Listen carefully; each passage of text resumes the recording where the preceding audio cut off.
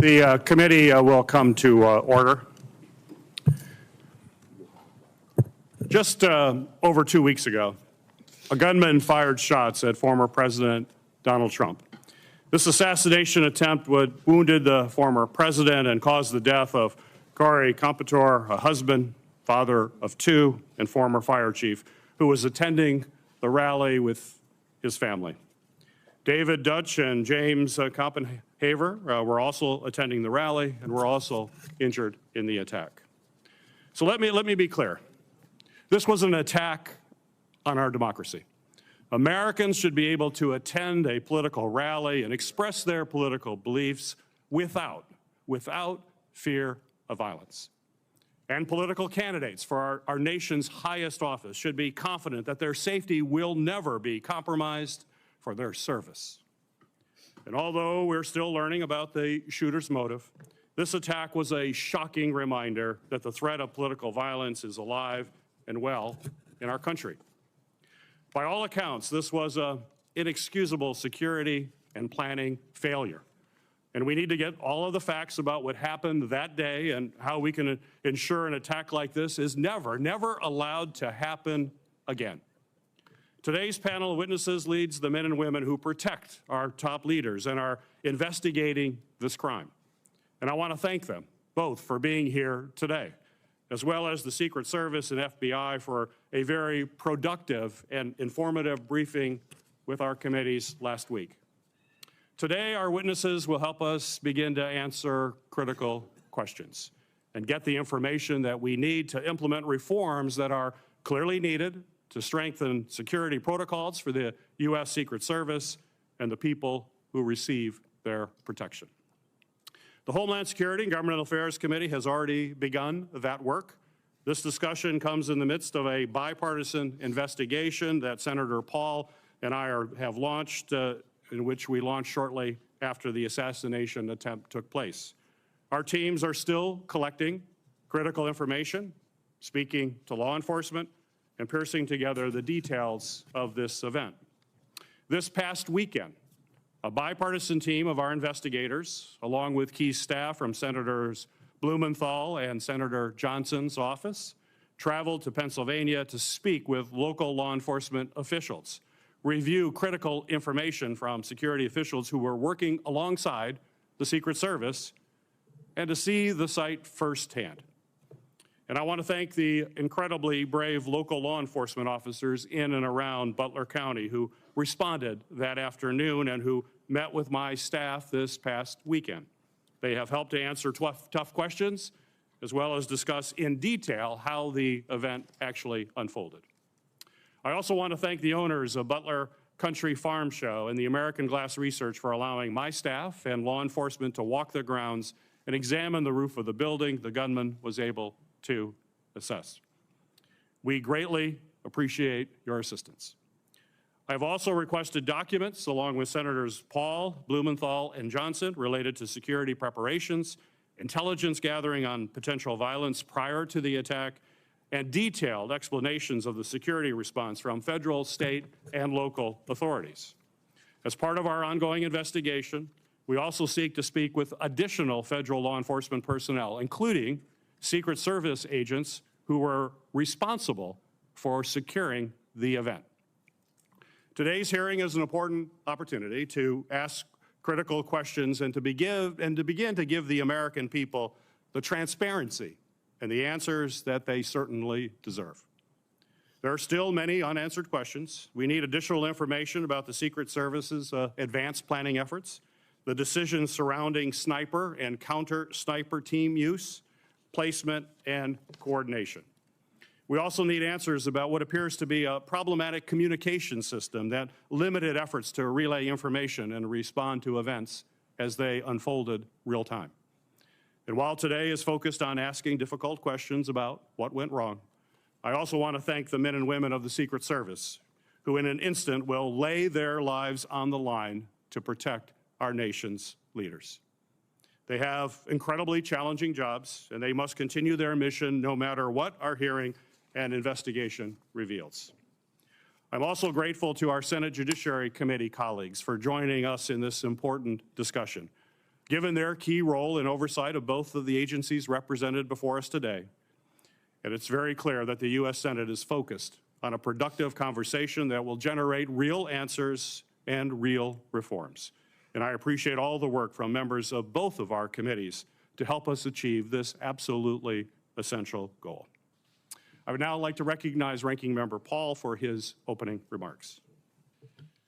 18 days ago, a would-be assassin managed to climb onto a roof 400 feet from the stage where the former president and leading presidential candidate Donald Trump was speaking. The assassin's bullet struck President Trump, narrowly missing a fatal blow thanks to a last-minute head turn. Tragically, not everyone was so fortunate. A beloved husband and father in the audience was killed, his life stolen in an instant. 2 others remain seriously injured, their futures uncertain. The lives of law enforcement officers working the event and those in the audience have been forever changed. Yet the media has shamefully moved on to other stories, and Google has been caught trying to suppress iconic images of a bloody Donald Trump, images showcasing the resolve of our nation in the face of the attack.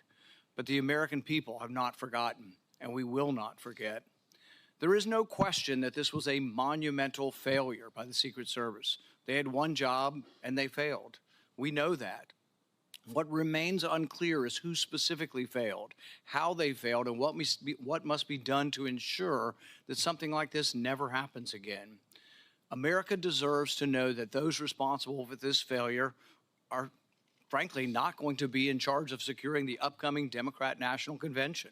We need to know that someone's been placed on suspension, that someone won't be in charge of the next Donald Trump rally.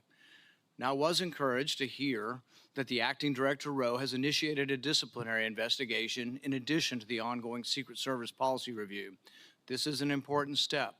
However, real accountability will require a comprehensive examination of all the facts, which still remain unclear. This past Friday, my investigative team went to Pennsylvania to meet with local law enforcement and document the scene. One of the concerning things my team was told is that no one from Secret Service has talked to them since the shooting. I don't know how an investigation into what failed can be conducted without talking to the officers and agencies who were relied upon to do much of the work. Many questions remain unanswered about the planning and performance of security for July 13th. While a host of errors led to this security disaster, we now know local enforcement officers were suspicious of the shooter 90 minutes in advance of the shooting. There are 2 glaring issues we need to focus on. First, why were the AGR grounds and the roof left unattended? Why was the AGR building, the shooter's perch, left outside the perimeter? Local law enforcement told my staff that they specifically flagged the vulnerability of the building to the Secret Service and were told that it would be taken care of. Clearly, these vulnerabilities were not addressed. Second, why was Donald Trump allowed to take the stage, and why wasn't he removed from the stage when a suspicious individual was taking increasingly suspicious activities? Over 20 minutes before President Trump began his speech, the Secret Service Command Center had been made aware of an individual with a rangefinder. At least 10 minutes before it was confirmed, the Secret Service's counter-sniper team had been made aware of the suspicious subject and provided a photograph and a detailed description. Why was the event not delayed until the individual was found and checked out? Interviews with local law enforcement paint a different picture in critical places from what we have been told by the Secret Service in other briefings. Now we need to hear from the Secret Service agents responsible for security that day. Our committee has formally requested interviews with those agents, but we have not yet been allowed to speak to them. I expect Director Rowe today to tell us when we will be allowed to talk to these people. Finally, let me close with this. Mistakes, grave mistakes were made on July 13th, but that does not take away from the bravery of dozens of federal, state, and local officers that day. We are grateful for their sacrifices and professionalism. They deserve the truth now also. It is our duty and our utmost responsibility to ensure that we learn from this failure and hold those responsible accountable. I would now like to recognize Chairman Durbin of the Senate Judiciary Committee for his opening remarks. Thank you, Senator Peters. This is a rare joint meeting of the 2 committees, but we have matching jurisdiction, and I think it's the most efficient way to get to the truth. So thank you for letting us join you today. We've all seen the movies. We've read the books. The international assassin with sophisticated technology, elaborate plans, well-honed skills, sets out to kill a leading political figure in the United States. But how does that match the reality of what happened in Butler, Pennsylvania, when a 20-year-old introverted college student outsmarted one of the most sophisticated American law enforcement agencies in history, came within an inch of killing a former president of the United States? That's why we gathered today to ask these hard questions. There's more to this story and other aspects that we ought to consider as well. We cannot lose sight of the factor that contributed to the violence on July 13th. Widespread, easy access to AR-15 military-style rifles. While we rely on the Secret Service to protect elected officials, we must acknowledge the unique challenges they face in light of the proliferation of weapons of war on our street. Pennsylvania, like many states, allows individuals to openly carry a loaded rifle without a permit. To make matters worse, assault rifles can easily be purchased from unlicensed dealers without a background check because of dangerous loopholes in our gun laws. The same kind of firearm has been used to carry out mass shootings in Newtown, Uvalde, Las Vegas, and Highland Park, Illinois, killing dozens of children and adults and injuring many more. Looking across this dais, I recognize we have our differences on many issues, but when it comes to the protection of the president and presidential candidates, we should stand united. We know that protecting our elected officials is essential to a functioning democracy. I hope this hearing can be an example of how we will work together on a bipartisan basis to not only understand this shocking event, but to ensure it never happens again. We must do this without the incendiary language and conspiracy mongering that too often dominates our political discourse today. Ongoing investigations by the Secret Service and the FBI are critical, but Congress, the victims' families, and the American people deserve transparency and accountability now. I'll now turn to my partner on the Judiciary Committee, Ranking Member Lindsey Graham. Thank you, Mr. Chairman. Several of us from the military have a military background. If this happened in the military, a lot of people would be fired. And if a lot of people are not fired, the system failed yet again. Having said that, the people who are brave and jumped on the stage to protect the president need to be applauded. We need to learn what happened, make corrective action, but somebody's got to be fired. Nothing's going to change until somebody loses their job. Thank you. It's the practice of the Homeland Security and Governmental Affairs Committee to swear in witnesses. So if our two witnesses could please stand and raise your right hand. Do you swear that the testimony you will give before this committee will be the truth, the whole truth, and nothing but the truth, so help you God? Thank you. You may be seated. Our first witness is Ronald Rove, Jr. Mr. Rove is currently the Acting Director of the United States Secret Service. Prior to this role, Acting Director Rove was the 23rd Deputy Director of the Secret Service. He has had a distinguished 25-year career in the Secret Service, from coordinating major security operations to collaborating with other government and law enforcement agencies. Additionally, he has served as the Chief of Staff to the Director, as Deputy Assistant Director for the Office of Protective Operations, and as Deputy Assistant Director for the Office of Intergovernmental and Legislative Affairs. Mr. Director, thank you for appearing before this committee today. You are now recognized for your opening statement. Good morning, Chairman Peters, Chairman Durbin, Ranking Member Paul, Ranking Member Graham, and distinguished members of the committees. Thank you for the opportunity to appear before you today. A critical part of the Secret Service mission is protecting our nation's current and former government leaders. The attempted assassination of former President Donald J. Trump on Saturday, July 13th, 2024, in Butler, Pennsylvania, was a failure on multiple levels. I join you and all Americans in condemning the horrific assault on former President Trump, Corey Comparator, James Copenhaver, and David Dutch. And I extend my deepest sympathies to the Comparator family and my sincere wishes for Mr. Copenhaver and Mr. Dutch's continued recovery.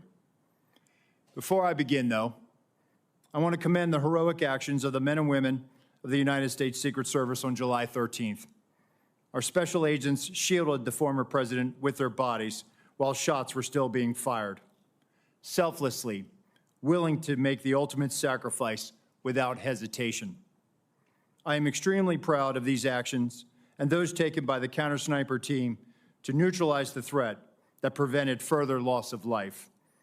And I applaud the actions of our tactical teams that responded so quickly. I would also like to express my gratitude to our federal, state, and local partners. We rely on these critical relationships, which have developed over decades of daily collaboration to secure protective events and conduct criminal investigations. As you're aware, there are multiple ongoing investigations of the attack and the security failures that occurred that day. I pledge my full support to those inquiries so the Secret Service, your committees, and the American people have a thorough and complete understanding of what happened leading up to and during July 13th.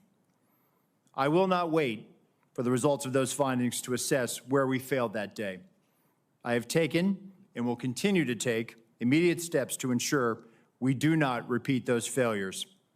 Since my appointment as the acting director 1 week ago, I identified gaps in our security on July 13th and have implemented corrective actions. One of my first actions as acting director was traveling to the Butler Farm Show site to better understand how our protection failed. I went to the roof of the AGR building where the assailant fired shots, and I laid in a prone position to evaluate his line of sight. What I saw made me ashamed. As a career law enforcement officer and a 25-year veteran with the Secret Service, I cannot defend why that roof was not better secured. To prevent similar lapses from occurring in the future, I directed our personnel to ensure every event site security plan is thoroughly vetted by multiple experienced supervisors before it is implemented. It is clear to me that other protective enhancements could have strengthened our security at the Butler event. As such, I have directed the expanded use of unmanned aerial systems at protective sites to help detect threats on roofs and other elevated threats. I've also directed resources to facilitate our protective site communications, particularly our communications with our state and local partners. In addition, I have instructed the asset request for Secret Service protective details to be approved expeditiously and have ordered the maximum use of requested personnel at protective sites to address this heightened security environment. I've heard your calls for accountability, and I take them very seriously. And given the magnitude of this failure, the Secret Service's Office of Professional Responsibility is reviewing the actions and decision-making of Secret Service personnel in the lead-up to and on the day of the attack. If this investigation reveals that Secret Service employees violated agency protocols, those employees will be held accountable to our disciplinary process. With respect to congressional investigations and requests for information, I instructed my staff to provide full cooperation and respond expeditiously on a continuing basis to ensure you have the information you need to conduct your critical oversight. In my testimony before you today, I will provide details on the Secret Service's advanced security planning for the Butler Farm Show site. Facts as we know them regarding the incident itself, known breakdowns in executing the security plan, and corrective actions that the agency is taking to ensure that nothing like this happens again. But I do not believe that inadequate time to plan for this event was a factor in the failure. As you saw in my written statement, I am prepared to provide an overview of the security planning leading up to and during the July 13th attack. However, I would like to point out that based on what I know right now, neither the Secret Service counter-sniper teams nor members of the former president's security detail had any knowledge that there was a man on the roof of the AGR building with a firearm. It is my understanding those personnel were not aware the assailant had a firearm until they heard gunshots. Prior to that, they were operating with the knowledge that local law enforcement was working an issue of a suspicious individual prior to the shots being fired. I regret that information was not passed to Congress and the public sooner with greater frequency. and I fear this lack of information has given rise to multiple false and dangerous conspiracy theories about what took place that day, and I want to debunk these theories. Let me address one conspiracy directly. The Secret Service counter-sniper neutralized the assailant within seconds after the assailant fired his weapon. That counter-sniper had full discretion to use deadly force to stop an attacker and did not need to seek authorization to fire. I am immensely proud of the selfless dedication of our employees to the mission. Every day, across the globe, the men and women answer the call to protect our nation's leaders, and the standard is no fail for a reason. During our current high operational tempo, I want and I need to ensure that the Secret Service workforce are uplifted so they can focus on carrying out the mission. They have my full support, and I'm confident in their abilities to ensure the safety and security of the people we protect. They are worthy of trust and confidence, and they deserve your support as well as the support of the American people. Chairman Peters, Chairman Durbin, Ranking Member Paul, Ranking Member Graham, and members of the committees, thank you for the opportunity to testify at this joint hearing. I will submit the remainder of my statement for the record, and I will answer your questions. Thank you, Mr. O. Our second witness is Paul Abate. Mr. Abate is the Deputy Director of the Federal Bureau of Investigation at the Department of Justice. In this role, Deputy Director Abate oversees all FBI domestic and international investigative and intelligence activities.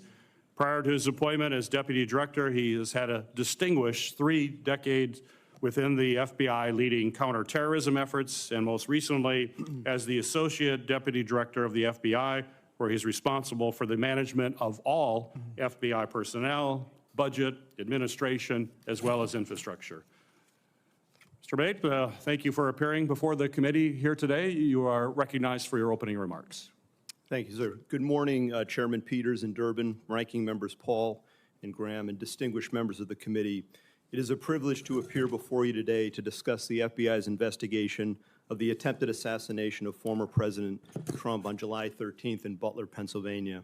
Before going further, I want to again offer my and our condolences to the victims of this heinous attack, to the family and loved ones of heroic firefighter and father Corey Comparator, to Mr. Dutch, to Mr. Koppenhaver, who continue to recover, and to former President Trump, who was also struck by a bullet fired from the shooter's rifle. Our thoughts and prayers are with each of them and their families and loved ones. Within minutes of the attack, the FBI field office in Pittsburgh, Pennsylvania, received notification of the assassination attempt and responded to the scene immediately with a surge of resources, quickly moving forward on the investigation. From the outset, the FBI has been investigating this attack as an assassination attempt and an act of domestic terrorism. Our team continues to conduct a full, thorough, and objective investigation and will continue to follow all leads and avenues of investigation to logical conclusion, leaving no stone unturned. While it's not typical to provide details of an ongoing investigation, this, as we all know, is an extraordinarily tragic set of circumstances of the utmost national importance, making it essential to inform the American public and Congress what is known right now with full transparency. The investigation remains focused, of course, on determining motive, identifying any potential co-conspirators or others with knowledge of the attack, and building out a timeline of shooter Thomas Crook's actions in advance of and during the attack. Thus far, though absolutely nothing has been ruled out, the investigation has not identified a motive, nor any co-conspirators or others with advanced knowledge. To date, the FBI team has conducted more than 460 interviews, executed search warrants, including at the shooter's residence, and seized electronic media to include phones, laptops, hard drives, and thumb drives. Legal process has been issued to dozens of companies, and we've received more than 2,000 tips from the public. The full resources of the FBI have been brought to bear in furtherance of the investigation. Agents, analysts, professional staff, experts. I've personally visited the site of this horrific attack and seen firsthand the work of FBI Pittsburgh and our partners on the front line, and want to thank all involved for their ongoing and tireless efforts to get the answers that we need and to deliver justice. Specialized resources deployed included evidence response teams, victim services specialists, laboratory and operational technology division resources to process physical and digital evidence, a shooting reconstruction team. Additionally, our explosive experts have analyzed the 3 IEDs recovered, 2 from the shooter's vehicle, 1 from the family residence. And our behavioral analysis unit, importantly, is helping to build a profile of the shooter to include his mental state. Next, I want to provide a brief highlighted overview of the timeline that has been established to date through witness interviews and other information. Again, this is our understanding at present and is subject to change and further refinement as more facts are collected. On July 3rd, the rally in Butler, Pennsylvania was announced. On July 6th, the shooter registered to attend the rally and performed a search for, quote, how far was Oswald from Kennedy? On July 7th, the shooter traveled from his home to the Butler Farm Show grounds and remained there for approximately 20 minutes. We assess this shows advanced planning and reconnaissance on his part. On July 12th, the shooter traveled from his home to the Clairton Sportsman Club, where he practiced shooting. On the morning of July 13th, at approximately 10 a.m., the shooter returned to the farm show grounds and remained there for about 70 minutes before returning home again. At approximately 1:30 p.m., while at the residence, the shooter's father gave him a rifle for the purpose, he believed, of going back to the Sportsman Club. About 25 minutes later, the shooter purchased ammunition while en route to the Butler Farm Show grounds. The subject then arrived at the scene and was moving around the farm show grounds close to the American Glass Research AGR building, from which he ultimately committed the attack. Shortly thereafter, at approximately 3:51 p.m., the shooter flew a drone approximately 200 yards from the farm show grounds for about 11 minutes. The drone and controller were later found in the subject's car. Analysis has not revealed any photos or video taken by the drone, but we can confirm that he was live streaming at the time and would have been able to view it on his controller. The first reported sighting of the shooter by local law enforcement was at approximately 4:26 p.m. At approximately 5:10 p.m., the shooter was again identified by local law enforcement as a suspicious person around the AGR building. And at approximately 5:14 p.m., a local SWAT operator took a photo of the shooter. At about 5:32 p.m., local SWAT observed the shooter next to the AGR building using his phone, browsing news sites, and with a rangefinder. At approximately 5:38 p.m., the photo of the shooter taken earlier was sent to local SWAT operators in a text message group. Subsequently, approximately 25 minutes prior to the shooting, the U.S. Secret Service command post was notified of a suspicious person. Officers lost sight of the subject from approximately 6:02 p.m. to 6:08 p.m., but continued to communicate with each other in an attempt to locate him. Recently discovered video from a local business shows the shooter pulling himself up onto the AGR building rooftop at approximately 6:06 p.m. And at approximately 6:08 p.m., the subject was observed on the roof by local law enforcement. At approximately 6:11 p.m., a local police officer was lifted to the roof by another officer, saw the shooter, and radioed that he was armed with, quote, a long gun. Within approximately the next 30 seconds, the shots were fired. The evidence recovery team found 8 shell casings at the scene next to the shooter's body. We believe the subject, the shooter, fired 8 rounds. While the investigation has not determined motive, the investigative team continues to review information from legal returns, including online and social media accounts.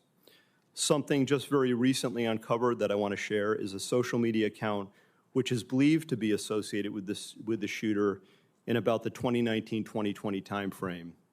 There were over 700 comments posted from this account. Some of these comments, if ultimately attributable to the shooter, appear to reflect anti-Semitic and anti-immigration themes, to espouse political violence, and are described as extreme in nature. While the investigative team is still working to verify this account to determine if it did in fact belong to the shooter, We believe it important to share and note it today, particularly given the general absence of other information to date from social media and other sources of information that reflect on the shooter's potential motive and mindset. These are the facts, in part, that the investigation has revealed to date. While the shooter is dead, our work is very much ongoing and urgent. Thank you, and I look forward to answering any and all questions. Thank you, Mr. Abate. We'll now proceed. Chairman Durbin and Ranking Member Graham will ask the first two questions.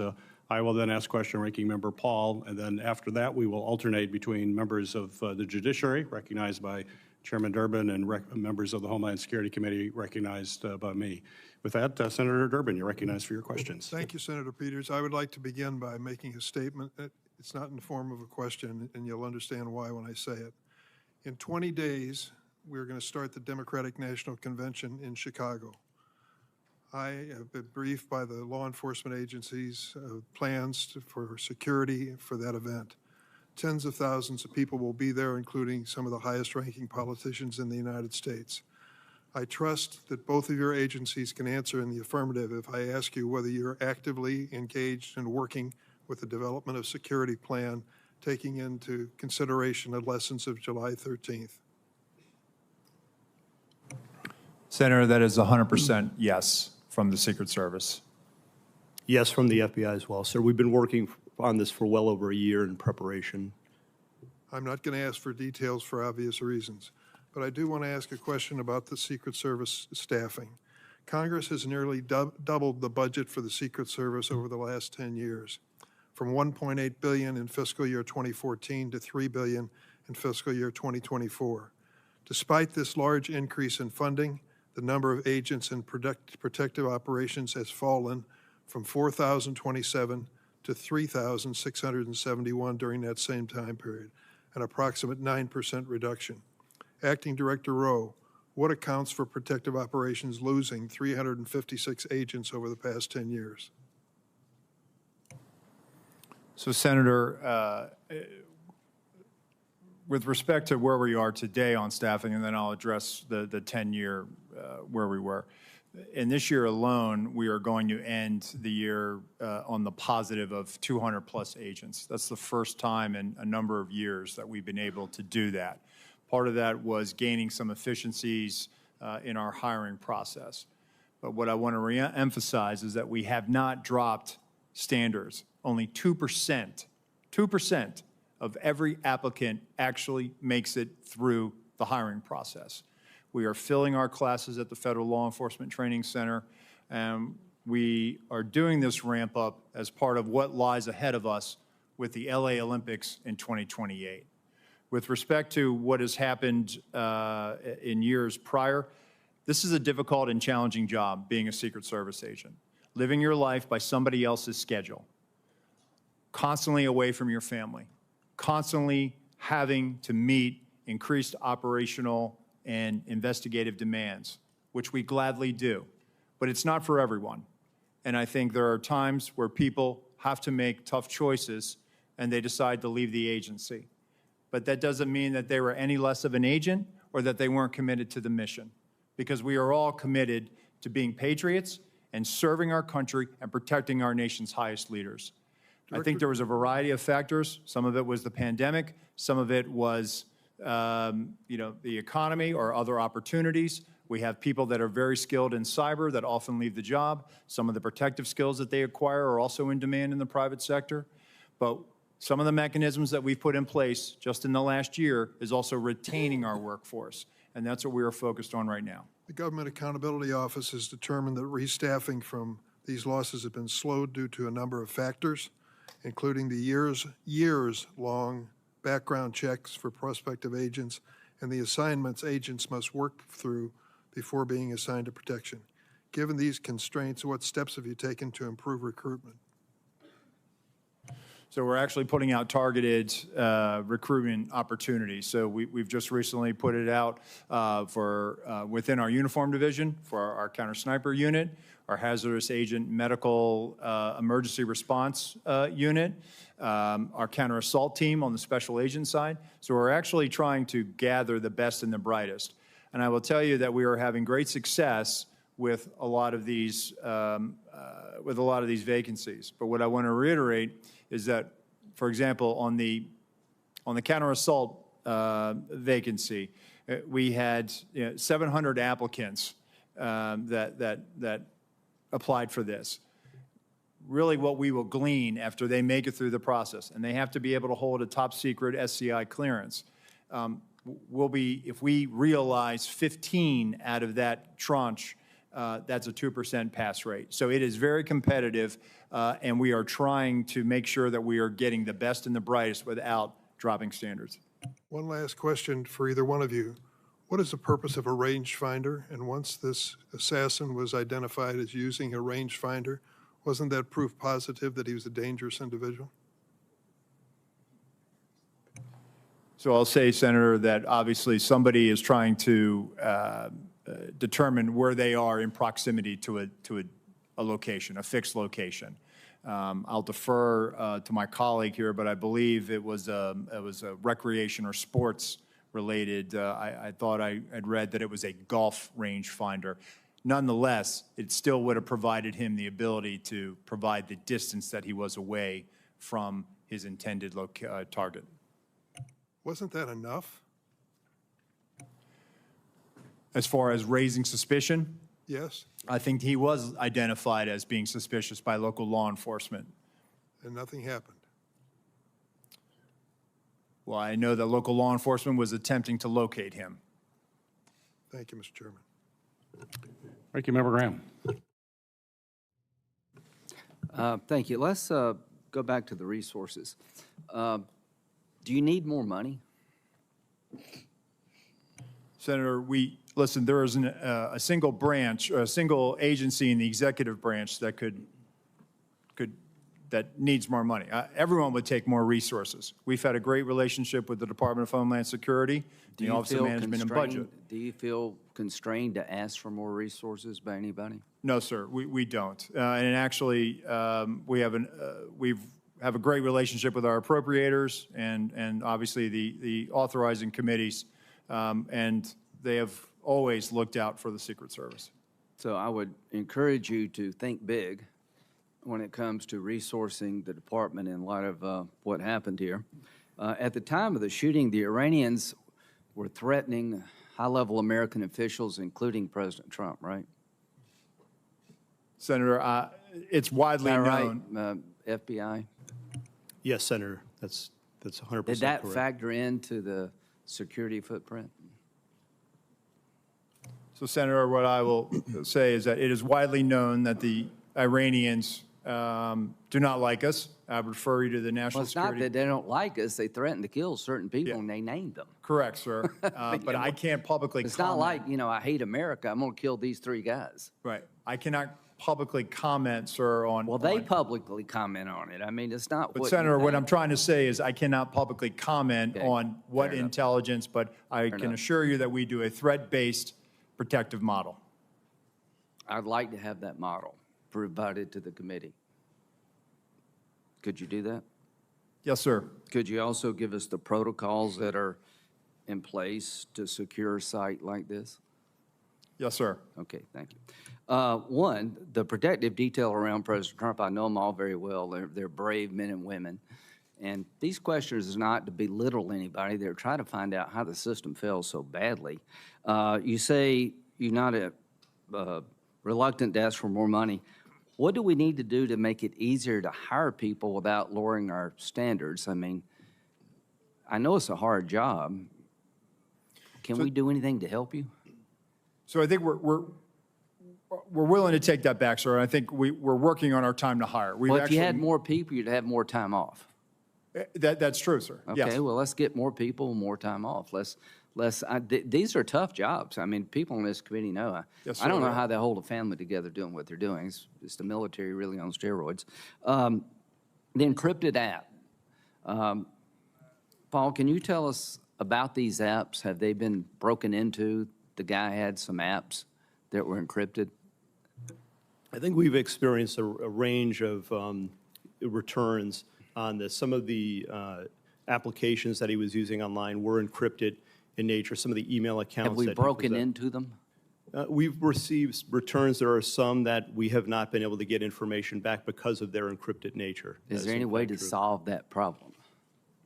Sir, Senator, we've talked about this before. We need a solution that provides lawful access to law So enforcement. you're telling me the guy that took 8 shots at the president, former president, has apps that we can't get into that may, if you could get into, reveal some relevant information? That is correct, Senator. So if he were talking to some foreign power, and I don't think any foreign power would hire this guy, by the way, so I'm not overly worried this was some great plot by the Iranians because they couldn't even think of this. However, there could come a day where something like this is very important. How do we solve this problem? Senator, as we've been saying, we need a solution that provides lawful access where when we go to So a you're company. telling me, I agree with you, I'm not blaming you. We have encrypted apps of an assassin, a murderer, and we can't get into them all these days after. That needs to be fixed, folks. I'm all for privacy, but to a point. What if, in the future, somebody's using these apps to communicate with a foreign power? I think we need to know these things. We need to know them in real time. So lessons learned is that everything failed. Corrective action, seems to me you need more money and more people. Accountability. At the end of the day, how many people do you think will be relieved of their duties, Mr. Rowe, because of this? Senator, I publicly cannot, and I cannot weigh in on that right Sure. now, right? It has to be a fair and neutral Absolutely. process. From a right? fair point of view, would you say this is a major system failure at every turn, and those in charge of the system in question, not only was it embarrassing, they failed? So, Senator, again, if there were policy violations, those individuals will be held accountable, and they will be subject Just to send our us the table of policies penalties. if you could. Yes, sir, we you. will. But they will be held to our table of penalties, which Thank you. will include up to termination. Thank you. Director Rowe, in your testimony here today, as well as in your written testimony, you said very, very clearly that you can't defend why that building with with the shooter on top of it was not better covered. You were very clear. You cannot defend that. So my question to you is, my understanding is that there's a detailed site survey that is done prior to an event to identify potential threat points. So talk to me about that site survey. I'm sure you've had a chance to look at it now after action. And how did that site survey get approved when it was so clear that that was a major threat from that building? Thank you, Senator. So our Pittsburgh field office did the advance. During that advance, not only were they discussing amongst themselves about mitigating the line of sight, but also they were discussing with other agencies that were supporting it. Our counter snipers met with their counterparts. The team lead and team lead met. They walked the site. They identified the AGR building. And if I may, Senator, if I could point out something right now, if I may, and we will place this for the record, but this is the point of view. This is from the second floor of the AGR building. This point of view is the point of view where the counter sniper team locally was posted. The gold arrow indicates where the shooter fired from. Looking left, why was the assailant not seen? When we were told that building was going to be covered, that there had been a face-to-face that afternoon, that our team leads met, this was the view.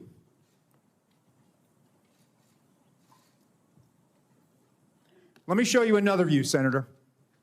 B.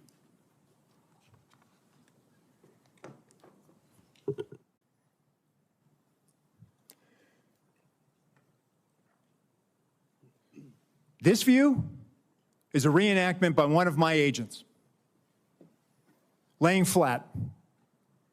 There was a 5-inch rise on the middle of that roof. The assailant would have had to present his bore over that to get his shot off. The view underneath reflects the perspective that he would have had. Again, I'd call your attention back to the first exhibit if they'd have looked left. Give me C.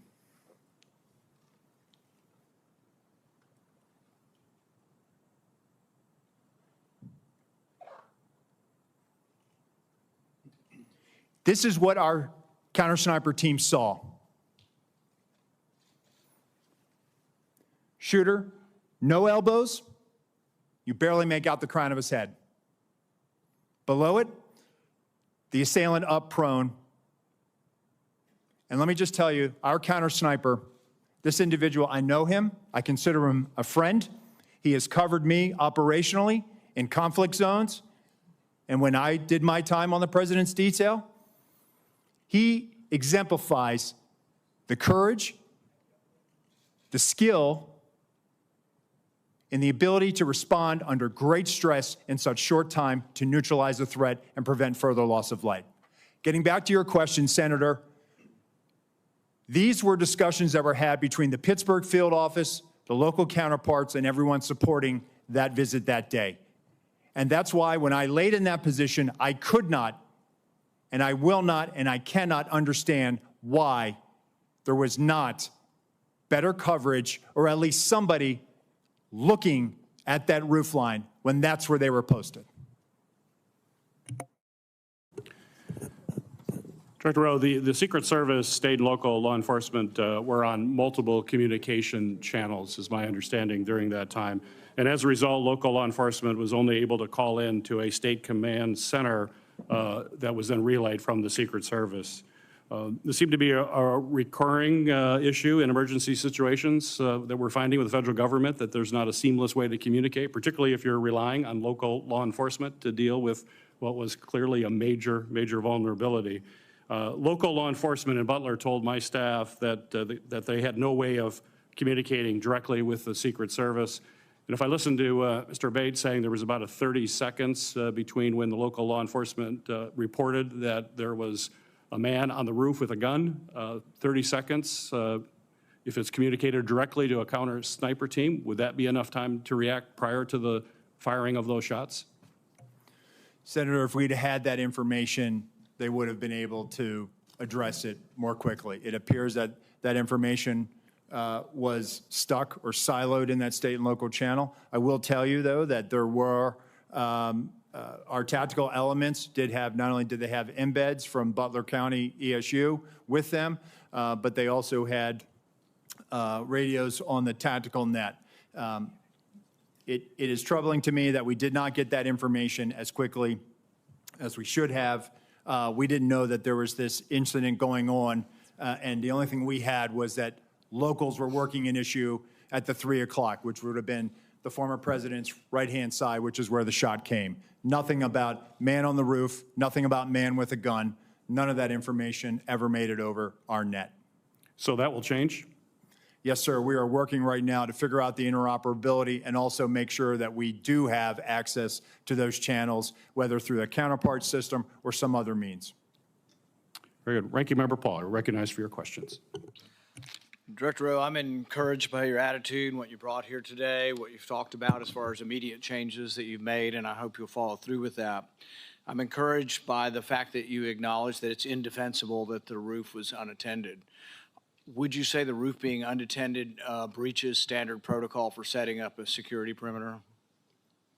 What I would say, Senator, is that that roof should have had better coverage, and we will get to the bottom of if there were any policy violations. I would think indefensible would go along with breaching protocol, and I can't imagine how indefensible would not be breaching protocol.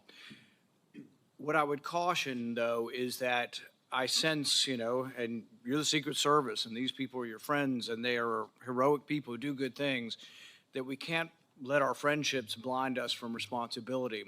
So someone's in charge of the security at the zone. Would the Secret Service be in charge of the entire operation, and they work with law enforcement, but they're in charge? The person in charge of the entire operation is the Secret Service, not the local police. You're correct, sir. This is a failure of the Secret Service. So that's what I mean. And look, I don't wish anybody harm. I appreciate the bravery of the Capitol Hill police. I was at the shooting at the ball field. I've heard 100 shots coming my way. Fortunately, none came to me. But I appreciate the bravery of all the people who protect us. But there's also the idea that there are certain mistakes that don't make you a bad person, but they're just inexcusable, that if you made that mistake. So for example, let's say you determine, well, local police should have been on there and they told us, and local police says, no, they didn't tell us to do it, and it's a he said, she said. Still, ultimately, the agent in charge should be walking the grounds and say, there's a roof 100 yards away from the stadium with a clear sight. Someone's got to be on the roof. Local police, I told you to get on the roof. Get on the roof. Or you put the Secret Service. So ultimately, the buck doesn't pass along to somebody. Whoever's in charge is in charge. But really, I think it would be helpful to all of us. I know the process has to be meted out, but there needs to also be a process for protecting the next Trump rally. The fact that whoever was in charge in Butler next week is not in charge of a rally in Las Vegas.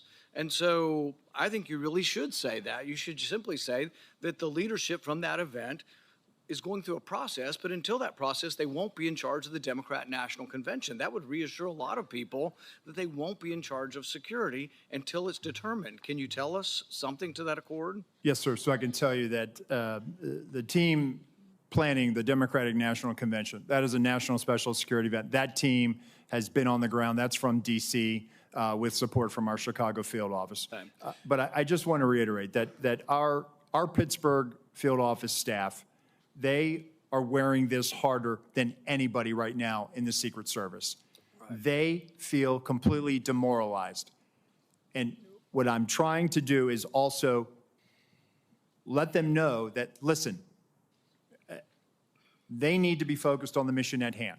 I also have to walk a tightrope here and make sure that I am not tainting any future discipline action. I understand, and I have great respect for all the officers, but ultimately someone had to be in charge and someone made a terrible error, and it's an error of judgment.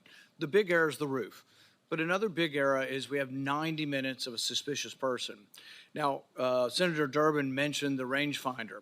None of these are enough to shoot a suspicious person, but they certainly, you would think, would be enough to stop the proceedings. That's where I think you get to the second major management or judgment error of this. Now, Trump's done probably 100 rallies like this. How often at one of his rallies are there 90 minutes of looking at one person and at least a half a dozen pictures of that person? How often does that happen? And is it against protocol to let a proceeding go on when you've got a suspicious person, 90 minutes worth of people talking about this person, and we don't stop the proceeding? Does that defy protocol? So Senator, while there's 90 minutes in total from when he's first identified by local law enforcement, we have about a 30-minute window. But at no time is there anything ever communicated about weapon or harm. And I think that's where the threat. A weapon, you shoot people with a weapon. Sure. Without a weapon, we're talking about people you stop and say, he had a backpack, which was probably big enough to have the AR-15 in it. In all likelihood, the backpack has the weapon in it. So a guy with a big backpack would never get through the perimeter. So once again, a big mistake was not having the perimeter wide enough to prevent people from shooting outside the perimeter. But the thing is, he would have never gotten through the perimeter, right? His backpack would have been checked. But people with big backpacks are very suspicious. And I would think he's been seen 6 times. But you got 20 or 30 minutes of knowing about it. But the thing is, there's all kinds of chatter going on about this. And you would think the chatter going on with the local police is on a police radio, and a policeman with that radio is standing in the control tent, so you get that communication. So there's a huge and massive breakdown. But really my question is, how often has this happened at other rallies where there's a half a dozen pictures and 90 minutes of people talking about a suspicious person? I just can't imagine that it's real common. So, Senator, at rallies, there are people that come to the attention of law enforcement for a variety of reasons. If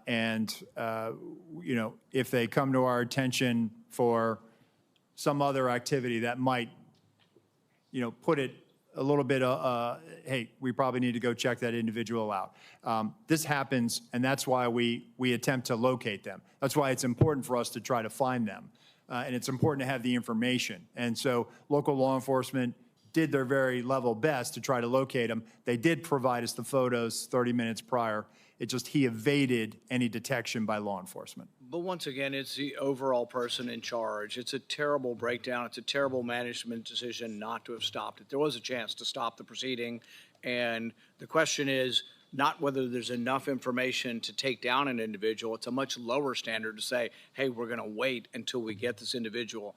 The roof and the 90 minutes of it, both I think are failure of your protocol, and I think when that's determined, the person who made these decisions can't be in a position of authority again.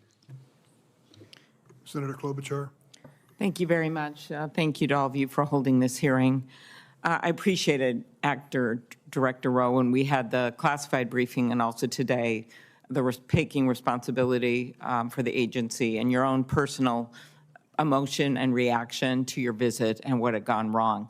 For the people in my state that keep asking me, I just don't get how he got on the roof. I know we've gone through great details and a lot of examination. Could you just give a minute on what went wrong and how you think it can be fixed? Because I think it's just going to help to dispel the conspiracy theories. There are some people that think it didn't really happen, which of course is completely ridiculous. It did. There are some people that think all kinds of conspiracies went on within the government, which is also false.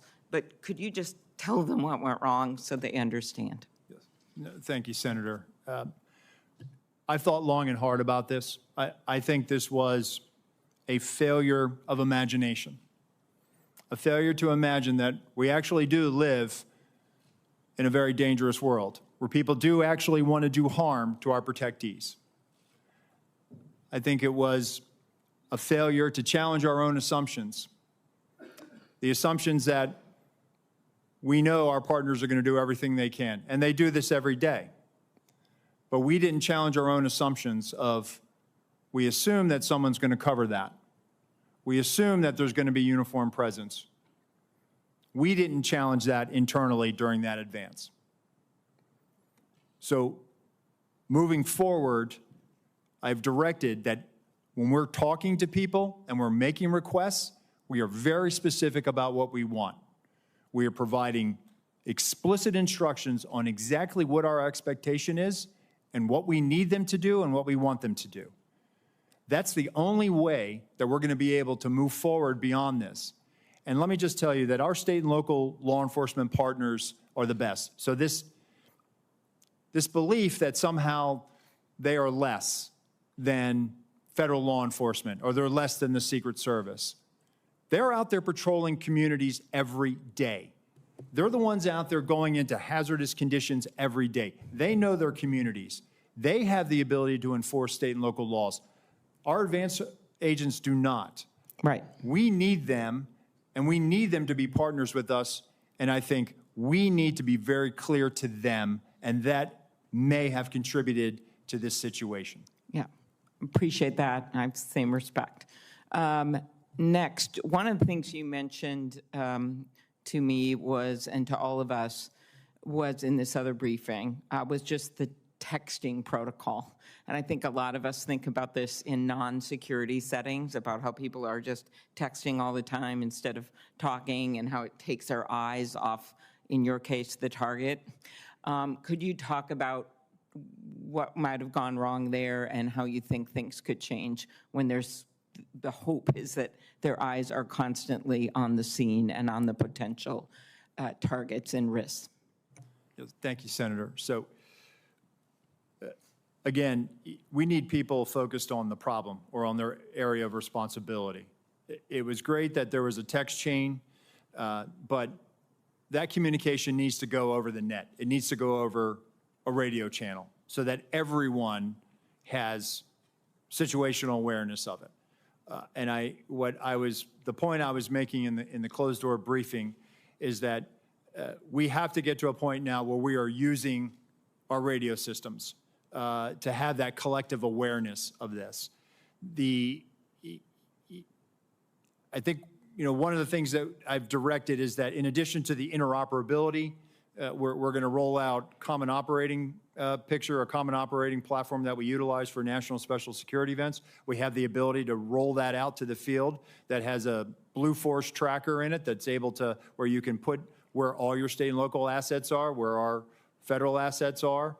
But in addition to that, I want people using the radio. So it's great that the tactical elements are talking to each other. It's great that the shift is talking to each other, but we have to be able to make sure that whenever we come across a situation, that everyone has situational awareness of this. And I will take this, you know, in my time when I was operational in the President's detail, we were given the explicit instruction, hey, if you're going to pass it, if it's relevant enough that you feel like you need to pass that information, do it over the radio. And that was the protocol that we had. And I think over the years, perhaps with the advent of technology and smartphones, perhaps we've gotten away from that. But we need to get people back on the scope, back on mission, back focused on what they need to be responsible for. Okay, and the next question I'll put in writing. Thank you very much of you, Mr. Abate, but it's just pointing out that we've seen this rise in threats against members of Congress, which of course is relevant to this. 8,000 just last year, more than 4 times over the past 7 years. I'll want to ask you in writing about the steps that the Justice Department is taking to prioritize these cases. I know there's been some changes made. Yes, Senator, it's of our highest priority, and we're urgently working on it 24/7 every day to protect each and every one of you here. Appreciate it. Thank you, both of you. Senator Carper, recognized for your question. Thanks very much. Mr. Rowe, Mr. Abate, thank you for joining us today. I have the privilege of representing Delaware, the first state to ratify the Constitution. We did that over 200 years ago, and the Constitution sort of outlines how we elect our leaders. And it changes with respect to technology over the years. But there's, for as long as we've been a country, threats to our leaders when they pursue elective office. We're going to be gathering, some of us will be gathering in Chicago in just a few weeks. Others will be gathering in other parts of the country to help make sure that what was adopted in that original Constitution is actually carried out faithfully. And it's just incredibly important that those who aspire to elective office and those who take on those challenges are protected, and their families are protected, as well as those who surround them. I share with my colleagues my prayers for those who have been killed or injured on July 13th. We're grateful that one of our presidential candidates is okay. But I have a question about what I can't get over how a 20-year-old loner could somehow outsmart two of the smartest federal agencies and state agencies and law enforcement with an odds of like 1,000 to 1, and be able to almost pull this off. It just blows my mind. Hopefully we'll get to the truth and all of that. I'm a Navy guy. I spent many years of my life in the Navy. I learned as a midshipman that when the ship runs aground at sea, the commanding officer is held responsible. Whether the commanding officer is awake, asleep, at the helm, but the commanding officer is held responsible. And I think we have to make, at the end of the day, I'm not interested in a blame game, but I'm sure interested in finding out who was responsible and making sure that they account for their responsibility. My question is, what policies are currently in place to facilitate real-time information sharing between the Secret Service and local law enforcement during an event? And what changes to information sharing practices will the Secret Service make in light of the apparent breakdown in communications on July 13th?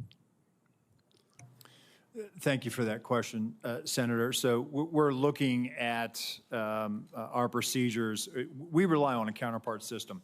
And the radio interoperability it's a complex challenge. It's not just about being able to find whatever frequency our local counterparts are on and then just piping it in. There's some technical challenges that have to be there. So to alleviate that, we've always relied on a security room where we have representatives from the local agencies. Those individuals are there to, one, bring their own radio and then relay relevant information that would impact our security plan. I think what I'm looking at, and again, what I'm in looking at this situation is there was a unified command post, and we had our security room, and we had communications that day at the Butler Farm site were challenging. Not just challenging for the Secret Service, but for challenging for locals. There were some cellular issues. There were radio issues. And you saw that with the testimony from the colonel from Pennsylvania State Police last week in the House. So I think as I'm thinking about this, I think we need to consider what is our model moving forward. And I think we need to be where the greatest amount of partners are when that information is being discussed. The other thing that I'm looking at is we need to also make sure that we have redundancies as far as cellular on the ground or additional repeaters. And so I've directed our Chief Information Officer to do that, and we are rolling assets out now supporting campaign sites. Thank you. Thank you for that. Mr. Bay, quick question. Based on the initial information you've gathered from the investigation, do you believe there were any actions taken by the shooter in the weeks, days, or hours leading up to the shooting that should have caused alarm and grabbed the attention of law enforcement? He did not have any interactions with law enforcement leading up to this, Senator. We haven't found anything yet that would have alerted law enforcement or FBI or Secret Service to his intention activities in advance of this event. I will note, however, to your prior question, that we do have a very strong relationship, an integrated relationship between FBI and Secret Service and every other federal, state, local agency you can imagine. We have constructs like the Joint Terrorism Task Forces and Violent Crime Task Forces where we're cross-embedded with each other. And when it comes to this event and others like it, we're always talking in advance. In fact, with respect to this event, we did have a meeting between U.S. Secret Service and FBI in the days leading up to the event to assess whether there was any information or intelligence pertaining to a threat against the rally or to former President Trump or anyone else there. There was an absence of that in the lead up specifically, and again, none of us had any information in our holdings with regard to the ultimate shooter. All right, thank you for that. Thanks very much, both of you. Next on the Senate Judiciary Committee is Senator Grassley.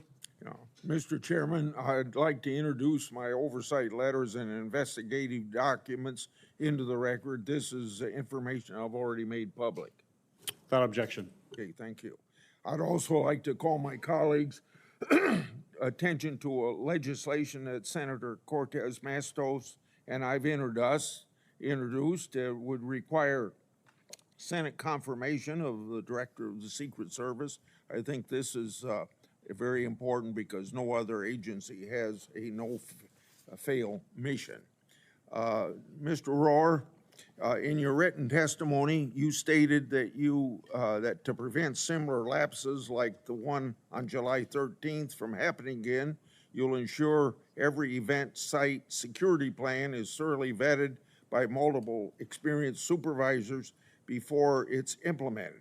Based on your testimony, the security plan for the Butler event deviated from the Social Security standards. How would vetting by multiple experienced supervisors fix that? So, Senator, I think having many eyes on a particular problem set helps. That way you don't have tunnel vision. You just focus in on one thing. And so that's why I think it's important, not only at the field office level, but also at the detail level.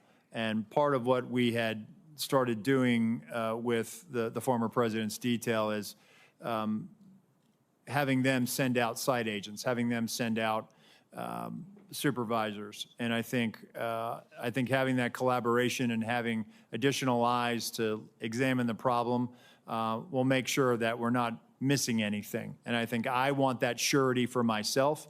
I think you've answered my question. Yes, Let me sir. go on. Also to you, in your written testimony, you stated that you, quote, regret that information wasn't passed to Congress and the public sooner and with greater frequency. What's your communication plan going forward to ensure that the American people in Congress are fully informed? So, Senator, we just started a rolling production that is bicameral. So we made our first rolling production last week. We made one yesterday. We will continue to do that. And my view is that sunshine is the best disinfectant. and we intend to provide information to Congress as it carries out its oversight function. Okay, also to you, I made public documents that show Secret Service deployed a counter unmanned aerial system operator on July the 13th. According to the Secret Service, the drone system was supposed to be operational at 3 p.m. that day. However, we've been told by Secret Service that because of cellular bandwidth problems, it wasn't operational until about 5:20 of that day. If the system was operational, Secret Service would have had the ability to detect the shooter and his own drone use. Why is the Secret Service dependent upon local cellular network? Does the Secret Service have a backup plan in place? Yes, thank you, Senator. And that is something that I briefed in the closed door, and again, something that has cost me a lot of sleep because of the eventual outcome of the assailant. That what if we had geolocated him because that counter-UAS platform had been up? It is something that I have struggled with to understand, and I have no explanation for it. Okay. It is something that I feel as though we could have perhaps found him. We could have maybe stopped him. Maybe on that particular day, he would have decided this isn't the day to do it because law enforcement just found me flying my drone. People fly drones all the time on the peripheries of our sites. And we go out and we talk to them and we ascertain what their intentions are. On this day in particular, because of the connectivity challenge, as you noted, there was a delay, and he flew his drone at 3:51 approximately. So moving forward, we are leveraging resources from the Department of Homeland Security and others to make sure that we have dedicated connectivity so that we're not reliant on public domain, so that we can ensure that whatever assets we have in place, those assets are operational. And that is my commitment to you, that we're going to make sure we're going to do that, and that is something we are moving out on. Thank you, and I hope that you'll answer some of my other questions in writing. Senator Johnson, recognized for your questions. Thank you, Mr. Chairman. Acting Director Rowe, in our secure briefing last week, I made the point that if you don't want conspiracy theories to spread, you need to provide information. You know, I appreciate these photos today. These things could have been released literally within days, and a whole lot more information as well. So Congress needs to provide oversight. We don't have certain investigatory tools like you have, but what we can do is do interviews. So Acting Director Rowe, did you receive our letter from July 25th requesting interviews with 13 individuals of the Secret Service? We are in receipt of that letter, Senator. And I don't know, Deputy Director Abate, have you seen that letter as well? Do you know who we're requesting interviews with? Senator, I have not seen Okay. the letter. Do you know whether those individuals submitted to interviews with the FBI, Acting Director Rowe? We're in the process. Those employees are being interviewed if they have not already been interviewed, sir. Are those interviews being transcribed? The FBI interviews, sir? Yes. Well, we have 302s on those. Yes, Senator, we will. Okay, when will Congress get those 302s? When will we get those transcriptions of those interviews? Senator, I'll take that back and we'll get those to you as soon as possible. So Acting Director Rowe, when will those individuals be made available for Congress, for this committee to interview them?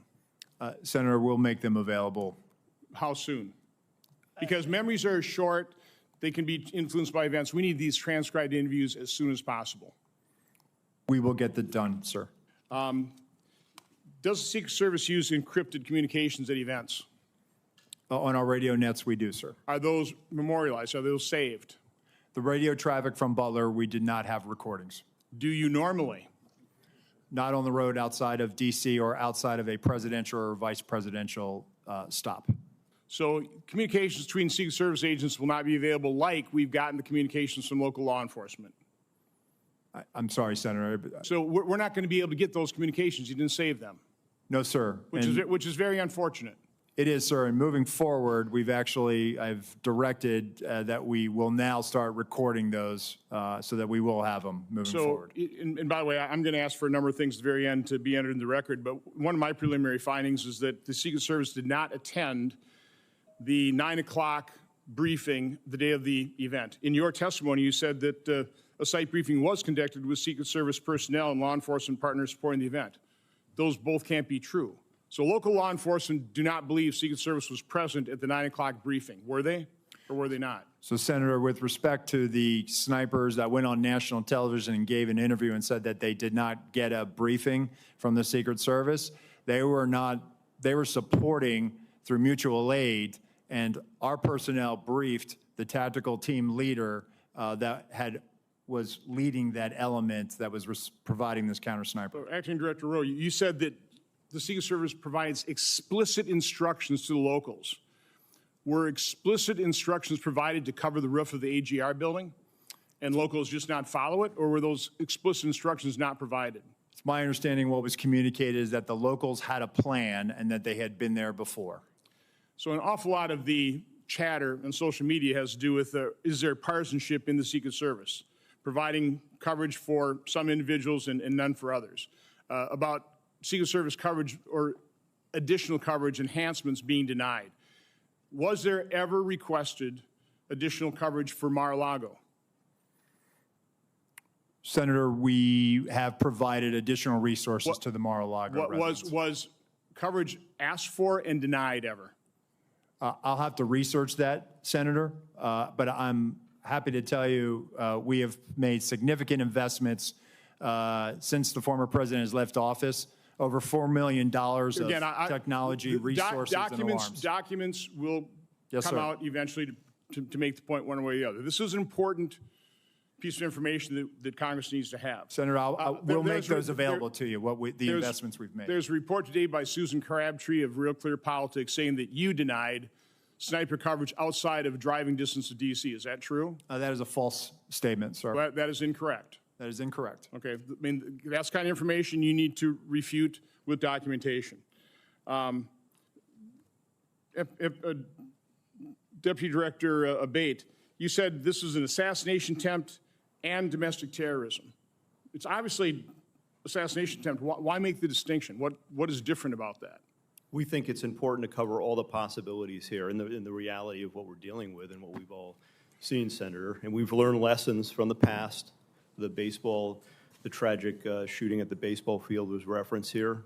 We've learned the lesson from that. That was not opened properly, and we've made changes in the Bureau, and it's reflected here in terms of how this investigation is being approached with a completely open mind and inclusive of all the possibilities, including domestic terrorism. I fear that makes the investigation potentially partisan. Mr. Chairman, I would like to request that my July 14th letter to Attorney General Garland, Mayorkas, and Wray be entered in the record. It asks for all kinds of information, documentation, asks a lot of questions. My preliminary findings of July 21st and July 23rd, including timelines, a bunch of questions as well, be entered in the record. And then our updated timeline dated today. This goes not only by minute, by second, and we will continue to update this timeline as more information becomes public. This is the way you do investigation. We need to find out literally second by second what happens. So the American public understands the truth. Without objection, so ordered. Senator Butler? Thank you, Mr. Chairman. Thank you to both of our chairman and ranking members for holding this incredibly important hearing critically for the American people to understand the safety and security that is being provided to our national leaders. Thank you both for being here and for, again, answering the hard questions. This is a time of, I think, heightened attention, deservedly so, not only for our national leaders, but for the teacher who decides that they're going to go and participate in their democracy, or the firefighter who wants to hear the voice and vision of the potential next leader of this country. My thoughts and prayers really are with those Pennsylvania families who have lost loved ones or have been critically injured. As I offer my questions today, it would be in service to those, to preventing future incidents. But in the one question of looking backward to the event, on the 13th, Director Abate, Can you just talk a little bit about how did Mr. Crooks, how was he able to get an AR-15 onto the roof of that building? Does your investigation illuminate anything that we have learned to help to make that point more clear? We don't have definitive evidence yet as to how he got the rifle up there. Based on everything that's been collected thus far, photos, video, eyewitness accounts, we do believe he likely had it in the backpack. Broken down in the backpack? We're still assessing that. Our laboratory has looked at the rifle itself and measured that against the backpack itself. And if placed in this backpack, it would extend outside. It would have been visible. We don't have anyone who observed him with the backpack with a rifle, a barrel, or other part of it sticking out of the backpack. But the rifle would not have fit fully into this backpack to be concealed and whole. We have video that was recently found of the shooter walking in a distance from his car just before 6 p.m., about 5:56, I believe. And based on everything we have, we assess that he returned to his vehicle at that time, got the backpack, and then proceeded back to the area and to the AGR building. And then he's observed, of course, on the roof just minutes later, holding the backpack in front of him. In fact, there's dash cam footage from a police vehicle that shows him briefly traversing the roof with the backpack in front of him. And then it's just minutes after that that he's actually seen by the officer who I described with the rifle on the roof. It's possible that he broke the rifle down, though we don't have conclusive evidence of that, and took it out of the bag on the roof in those moments before and reassembled it there. That's one of the theories we're looking at and working on right now. Thank you for that. You take me right, Acting Director Rowe. Thank you for your years of dedicated service and jumping in a hot time. But you take me right to this point of communication. There's been a lot of conversation about and even in your written and verbal testimony, you have talked a lot about the communication and the disparate nature in which it's happening across the different channels. One sort of foundational question that I have is, are all elements of an event communicated on the same channel? If I lost my kid and I'm at a big rally, are local law enforcement talking on the same channel about me losing my kid that they're talking about a suspicious individual? So when it comes to the locals, they likely have some type of common channel that they work off of in a county or an adjoining municipality. When it comes to the Secret Service, we do have various channels for various agents and our uniformed division officers working specific aspects of that advance. So it's not possible that the delay in communication or the losing of the thread of tracking this individual was sort of lost in the commotion of all of the other communications that could have been, or maybe was sort of separate from the communications channels that were happening. Senator, I can only speak to the Secret Service Sure. Lines of communication, and we did not have anything beyond suspicious person that was communicated to us.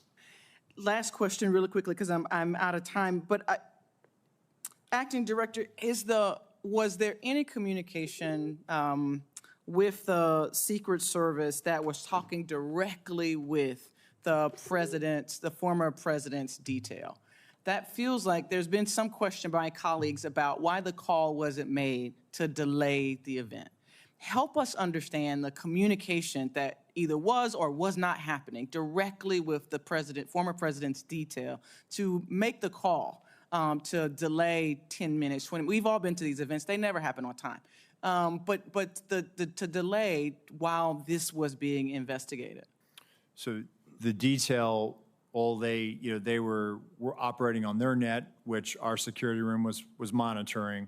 But again, having information of a suspicious individual, there were other calls that day of individuals that came to the attention of law enforcement, of people that needed medical attention. So it really, that particular regarding the assailant that never really rose to a level of we should not put him out there. Had we known that there was a dangerous individual out there, we would never let a protectee go out on stage.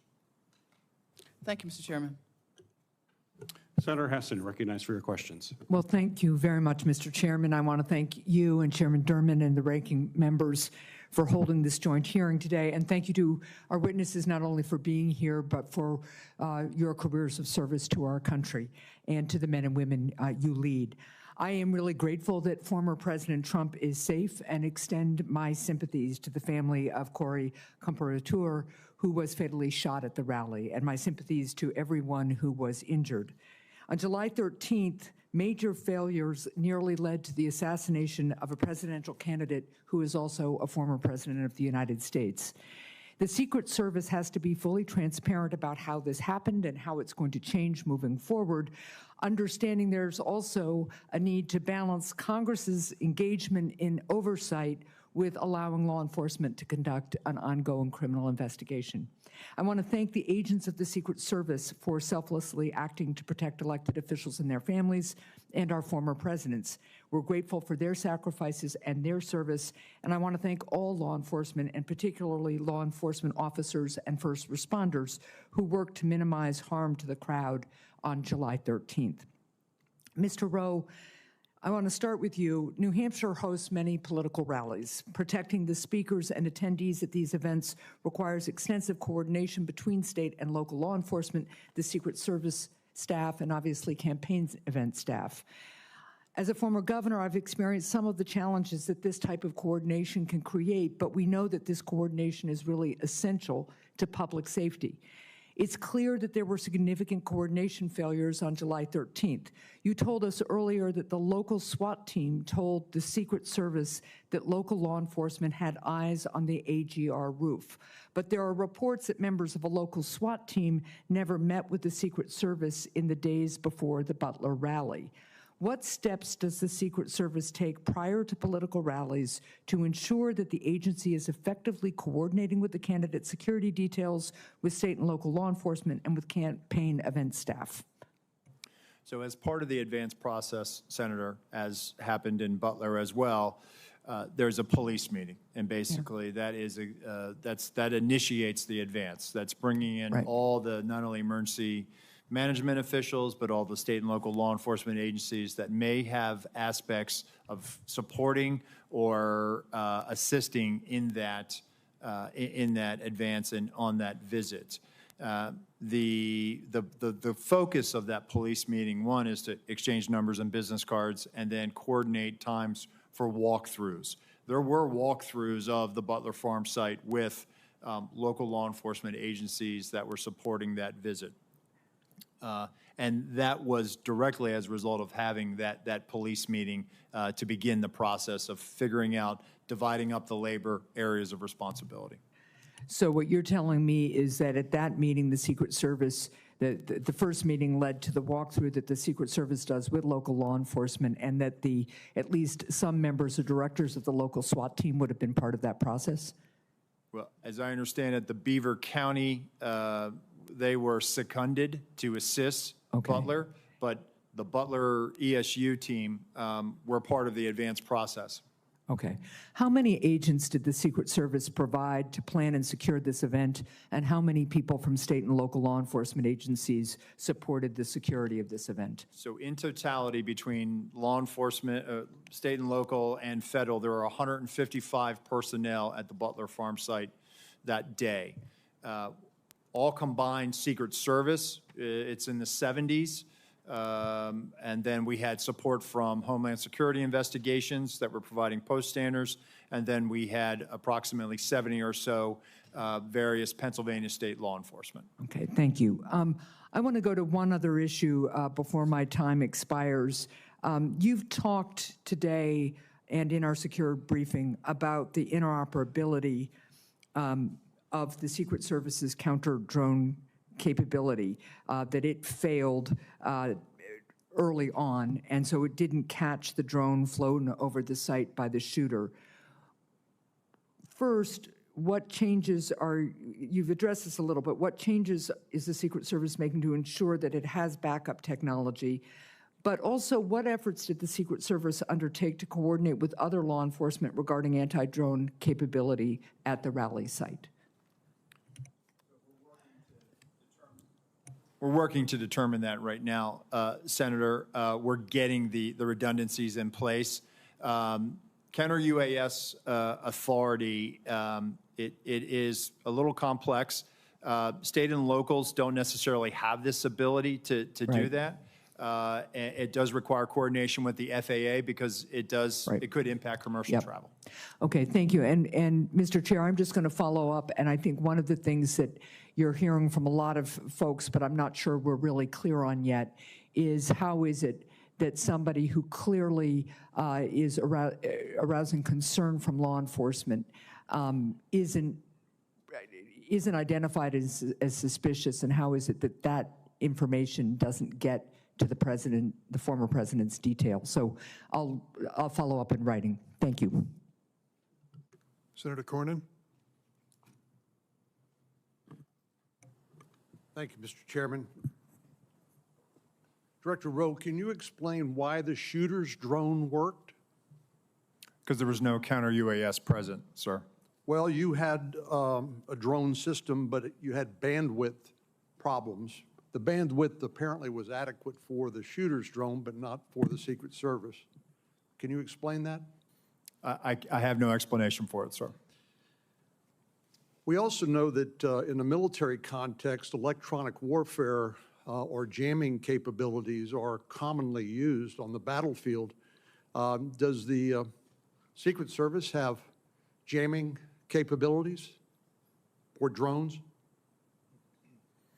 We have drones, sir, and when it comes to, I have to be very careful about how I answer this one in an open forum. What I can tell you is that we have technical security measures, sir, to address, I think, what you're asking me. Well, the question is, can you take down a suspicious drone? Because this can be used not only for surveillance by the shooter, which obviously it was here, but also drones can be weaponized and be used as a threat to the president, or in this case, the President Trump. Do you have the capacity to stop a weaponized drone? What I will tell you, sir, is that we have technical security measures that we utilize at permanently protected sites. We also have the ability, in a limited fashion, at temporary sites. What I can tell you is that on this day, the counter-UAS system had technical difficulties and did not go operational until after 5 o'clock. So in this case, the shooter had a rifle, but somebody who wanted to kill a president for a former president or a candidate for president would not need a rifle. They could use a drone, correct? It is a potential threat vector. So this individual was identified as a suspicious person. Can you explain to us when a suspicious person becomes identified as a threat? Well, I think it's also when a weapon or some other dangerous item is then presented. A rangefinder would not render someone a threat as opposed to somebody who was under suspicion? I think the rangefinder is what initially brought him to the attention of local law enforcement. And why would the president be allowed to take to the stage while a suspicious person had been identified and before the Secret Service or local law enforcement were able to investigate the circumstances? So at that time, Senator, suspicion had not risen to the level of threat or imminent harm. Well, you didn't, ultimately, that suspicious person did become a threat. Do you think if the president had been asked not to take the stage and during the time it took to investigate, to eliminate that suspicion, wouldn't that have been the appropriate way to deal with it? Senator, it certainly is one way to do it. This is a challenge for law enforcement in general, is that being able to you identify somebody that comes to your attention, and you're trying to determine what are their intentions. This is a challenge for law enforcement. The individual came to the attention for suspicion. He's on the outer perimeter adjacent to the secured site. Law enforcement is circulating for him. But again, without additional information, at that point, we're not rising to the level yet where perhaps we should pull him off or delay him. And I'm just suggesting that maybe, just maybe, President Trump's appearance should have been delayed while that suspicion could be adequately investigated. But I've always thought of the Secret Service as the best of the best when it comes to their willingness to put themselves in harm's way to protect the life of their person they are detailed to. And I think you described the very rigorous process by which people are screened. And I think you mentioned the 2% standard. People who are interested in serving, only a very small fraction of those individuals are actually accepted in the Secret Service because of the high standards that your agency has. But explain to me why the Secret Service, being an elite law enforcement agency, would delegate to local law enforcement or others who did not meet that same 2% standard. In other words, isn't that something that Secret Service should have covered as opposed to delegating it to local law enforcement? So, Senator, again, this is where I went back to earlier when I said it was a failure to challenge our assumptions. We assumed that the state and locals had it. By no means do I want to diminish the commitment, and I'm sure you agree. State and local law enforcement do their jobs every day and protect the communities that you represent. No doubt about it. So I think what we made an assumption that there was going to be uniformed presence out there, that there would be sufficient eyes to cover that there was going to be counter sniper teams in the AGR building, and I can assure you that we're not going to make that mistake again. Moving forward, I've directed our Office of Protective Operations that when our counter snipers are up, their counter snipers are up, and they're on the roof as well. And we do this all the time with our colleagues in the New York City Police Department when we cover the United Nations General Assembly, and so that is our TTP moving forward. Director Rowe, I would just submit to you that those assumptions can be lethal.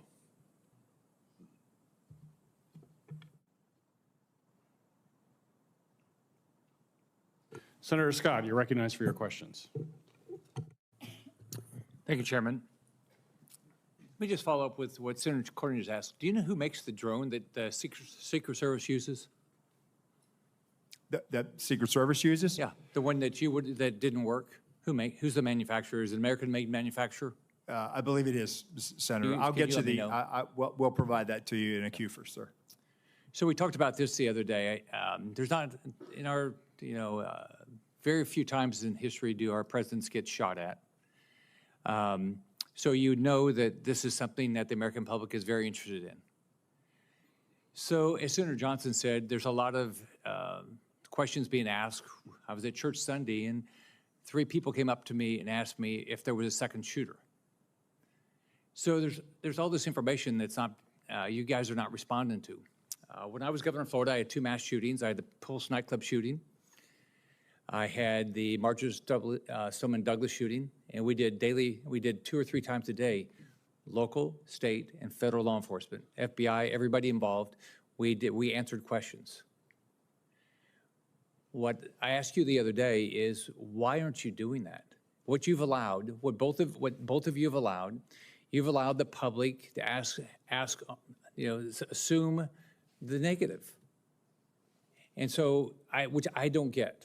I think you should have been doing, and I think you guys should have been doing all along, at least once a day press conferences.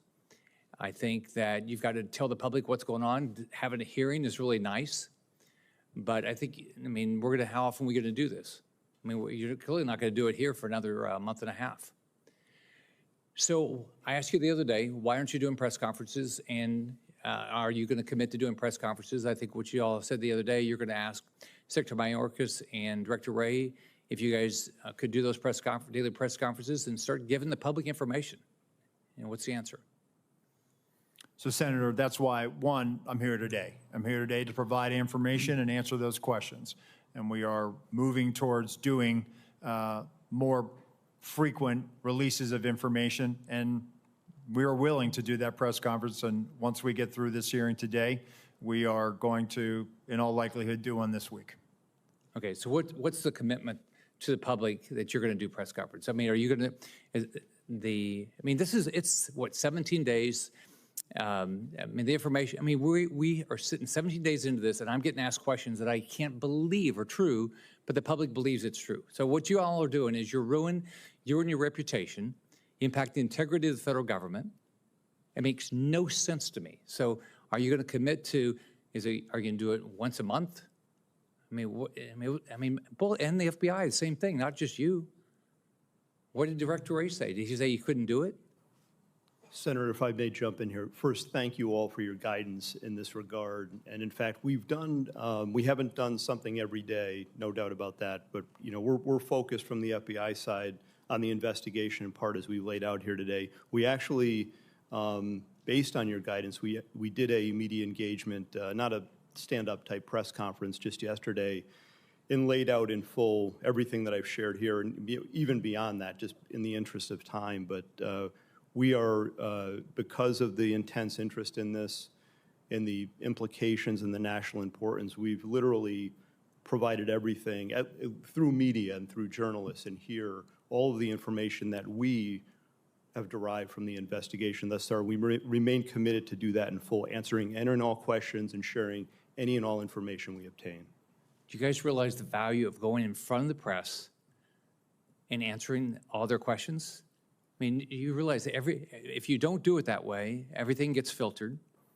You get to put out all the information, and you should be providing. I mean, you should be every day say, this is what we know now. This is like Senator Johnson put together a timeline. You should have put together a timeline. You should immediately put out, this is what we know right now, and this is what we don't know. Like you've said, you don't know how the gun got up there, right? You've said it, but why have? That should have been out all along. Say, we're looking at it, it doesn't make any sense, we've done this, we've done this, we've done this. If you do, I mean, I just don't get it, why what you're doing. You're ruining, I've said this about the FBI. I mean, the people that work at the FBI, people who work at Secret Service, they're great people. You're a black hole. You lose the support of the American public because people don't believe you're being direct with them. So I completely disagree with your approach. I just want to finish. I've got like everybody else. I said I did a letter July 18th. I haven't gotten any answers yet. I want to put it into the record, and I'd love to get the answers to this because this is what the public is asking for. They want more information. They want to know what happened, who's going to be held accountable, and how we're going to make sure this never happens again. Thank you. Without objection, it'll be entered in the record.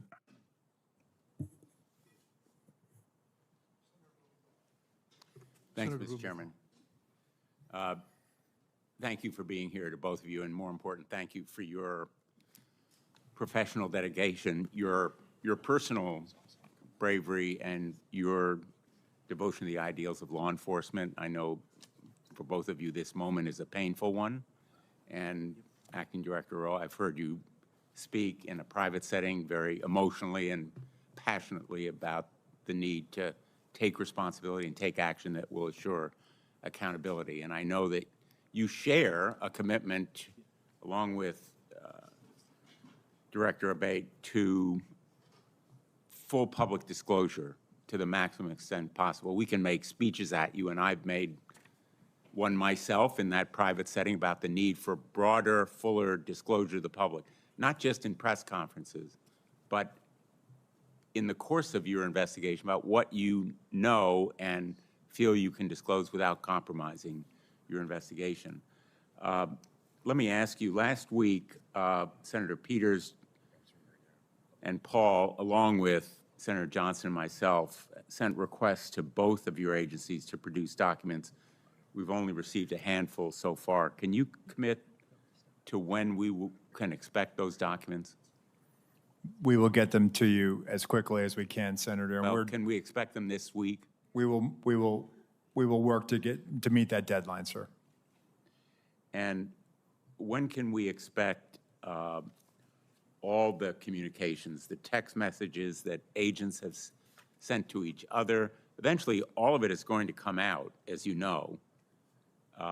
When can we expect all of those documents? We will gather them up and get them to you, Senator. You, I think, took the position as to the local law enforcement responsible for the shooter on the roof, the snipers that were in place, that it was their job to take him out. But ultimately, doesn't the buck stop with the Secret Service? It stops with us, sir, but let me just clarify. The perspective that they had on that roof, when I show you the perspective from what our sniper saw, he's on the downside of that ridged roof. Their perspective from the AGR building, looking out, their area of responsibility, looking left, they should have been able to see. You can see in that photo in Exhibit A, which we will make part of the record and turn over to the committee. He's already crossed over that bridge or the walkway and stepped up onto that roof. I'm not saying that they should have neutralized him, but if they'd have just held their post and looked left, maybe, and there's a lot of maybes there, Senator. A lot of maybe he would have been maybes, detected. but somebody needs to be held accountable. And I think Senator Graham hit the nail on the head. We need to know who specifically was responsible for doing what. Who was responsible for saying to former President Trump, sir, it's not safe to go out there yet?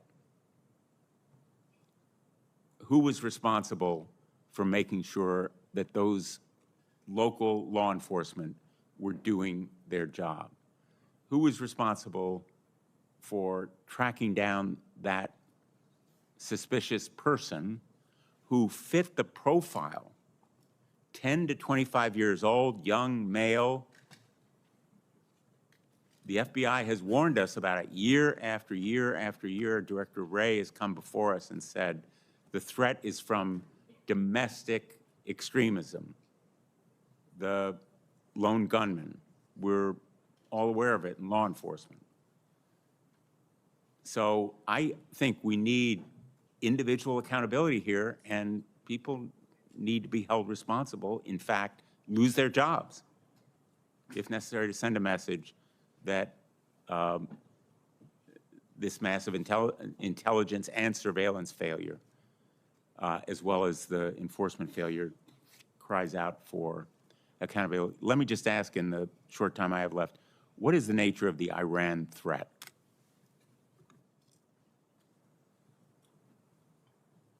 I'm sorry, Senator, could you repeat the question? What is the nature of the Iran threat, the threat to former President Trump that has been mentioned? Well, we know let me be clear here, the terrorist regime of Iran have been targeting people, our country, for many, many years now. We've talked about that here before. I want to be clear about that. From the FBI standpoint, we know publicly they've targeted former President Trump. They've called for his assassination along with other current and former government officials. That's public information. It's well known to everyone. Was there a specific or imminent threat on July 13th? We have no information that there are any co-conspirators, or that foreign or domestic, including Iran, related to this. But we're not, I want to be clear, we have no evidence of that. We're not ruling anything out. We're looking into all possibilities and leaving our minds open to that. Was that on the minds of the Secret Service on July 13th, that there might be some threat from Iran? Sir, as Deputy Director Abate just said, we're aware of the public sentiment and statements of the government of Iran to do harm to Donald J. Trump. and we use a threat-based model. Thank you. Thanks, Mr. President. Senator Ossoff, you recognized for your questions.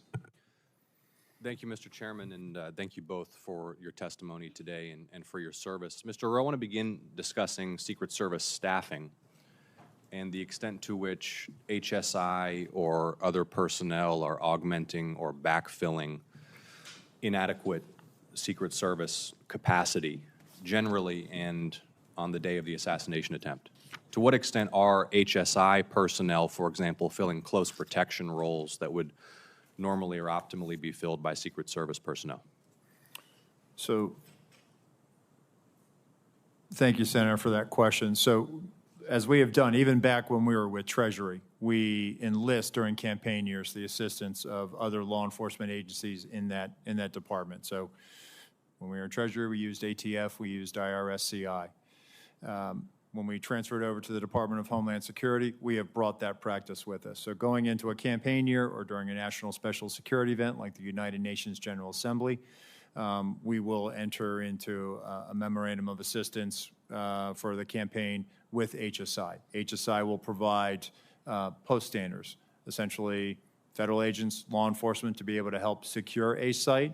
When it comes to close protection, the only time that we will utilize them is during a United Nations General Assembly, where they may be utilized to protect a low-level head of state or provide security at a hotel in New York City where those protectees are staying.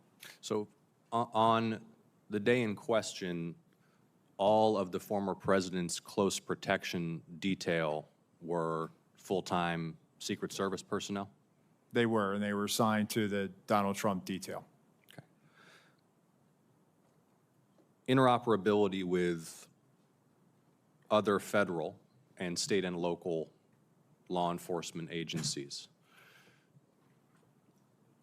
specifically on communications. What have you determined to date played a role in failures to swiftly communicate between agencies the suspicion or identification of a threat? Well, I think there was a delay in reporting, not having that real time. So as they were closing in on him, as information is known, as... Be more specific when who were closing in on him. As local law enforcement were closing in on him, as he's seen scurrying across the roof, right? That information, and we're getting to the bottom of that. We're working on trying to figure out what was the delay. Why didn't we hear that coming out of the unified command? So based on the information I have right now, what I can tell you, Senator, is that apparently not having that real-time information is what really hindered us in being able to understand more than it was just the locals working an issue at the 3 o'clock. There was actually a little bit something more urgent than that. Does it appear that that is due to a lack of communications links between relevant officials and agencies, or poor communications practices and a failure to report? I don't want to rule out. I want to have a neutral opinion on that. So I don't know if it was poor practices. I can tell you that the interoperability, not being able to have that technical fix, which is a lofty goal to be able to do that, is something that has been a hindrance. But that's why we use a counterpart system. So there, in fact, is not the capability when an intergovernmental, interagency team is deployed to secure a site like this and to mount, if necessary, a quick reaction. There is not currently the capability for example, state law enforcement SWAT personnel or local law enforcement officers to communicate directly with Secret Service officers on site?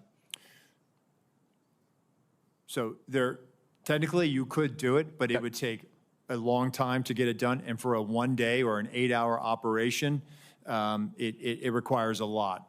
And it would be months of planning, of knowing that we are going to go to this particular jurisdiction and that we're going to need your frequencies, the keys, and we're going to need to load you into our radios, and you're going to be needed to load it into ours, and vice versa. Right. Well, this presents potentially, I think, an opportunity for the Homeland Security Committee. I mean, not just in an executive protection context, but any complex incident response, any counterterrorism, any natural disaster context, the inability swiftly to link personnel from disparate jurisdictions at the local, state, and federal level is a vulnerability for the nation, is it not?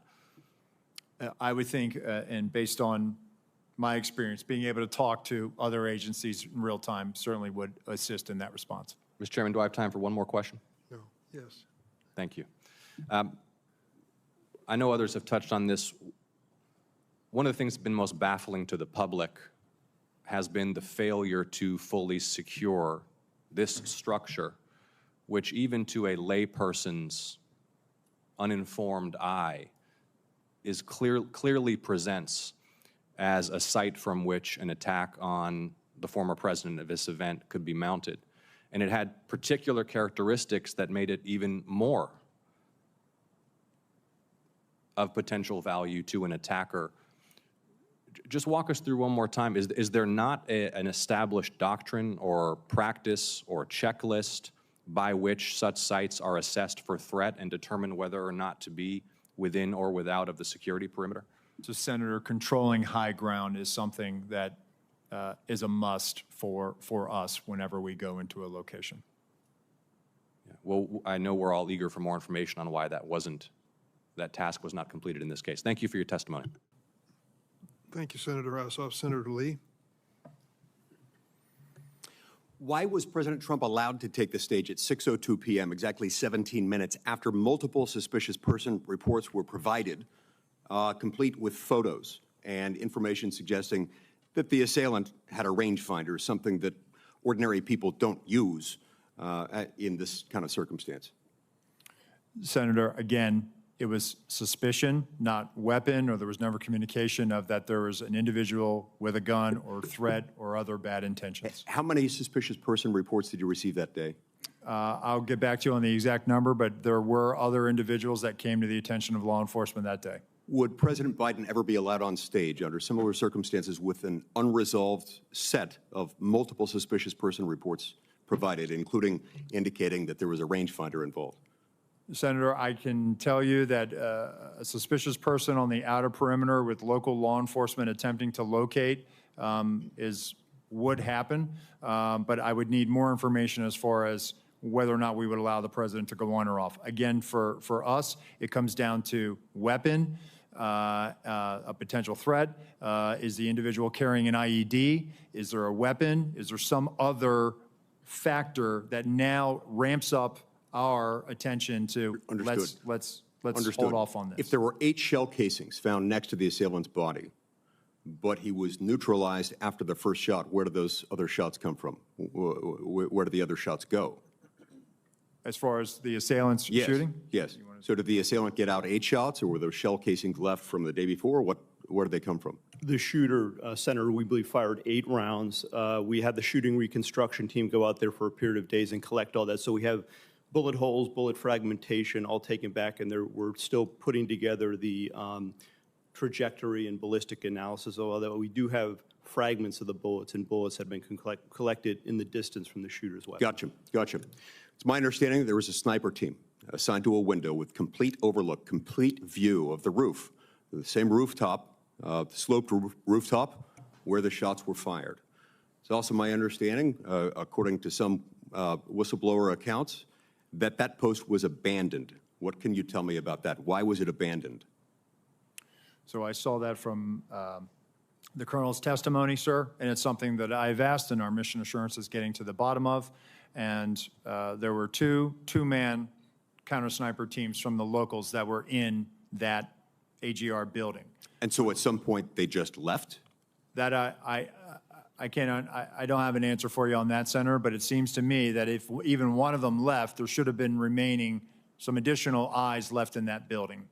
Yep. That seems like something that maybe should be one of the very first questions you address. I'm actually surprised that you don't know that already, and I'd ask that you submit to us in writing what you learn as soon as you learn it. Will you commit to that? Yes, sir. What can you tell me about, well, let me just state this way.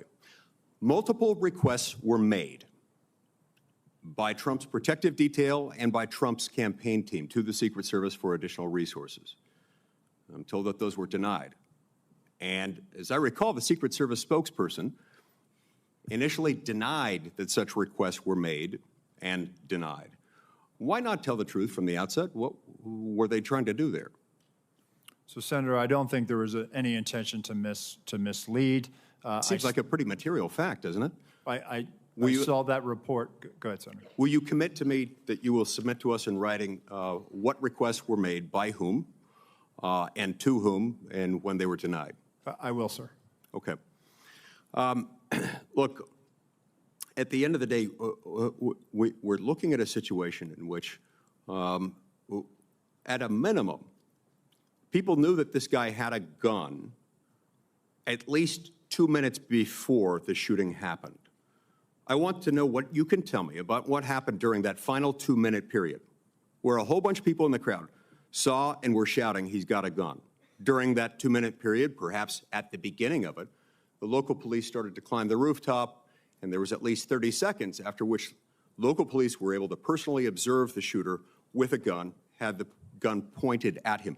What happened during that time period, and why on earth was President Trump not removed from the stage at that moment? So again, Senator, the reason why President Trump was not removed was, again, we did not have anything more than locals working an issue at the 3 o'clock. Wasn't determined as to whether or not it was the same individual or not, and there was no report of the same individual as what?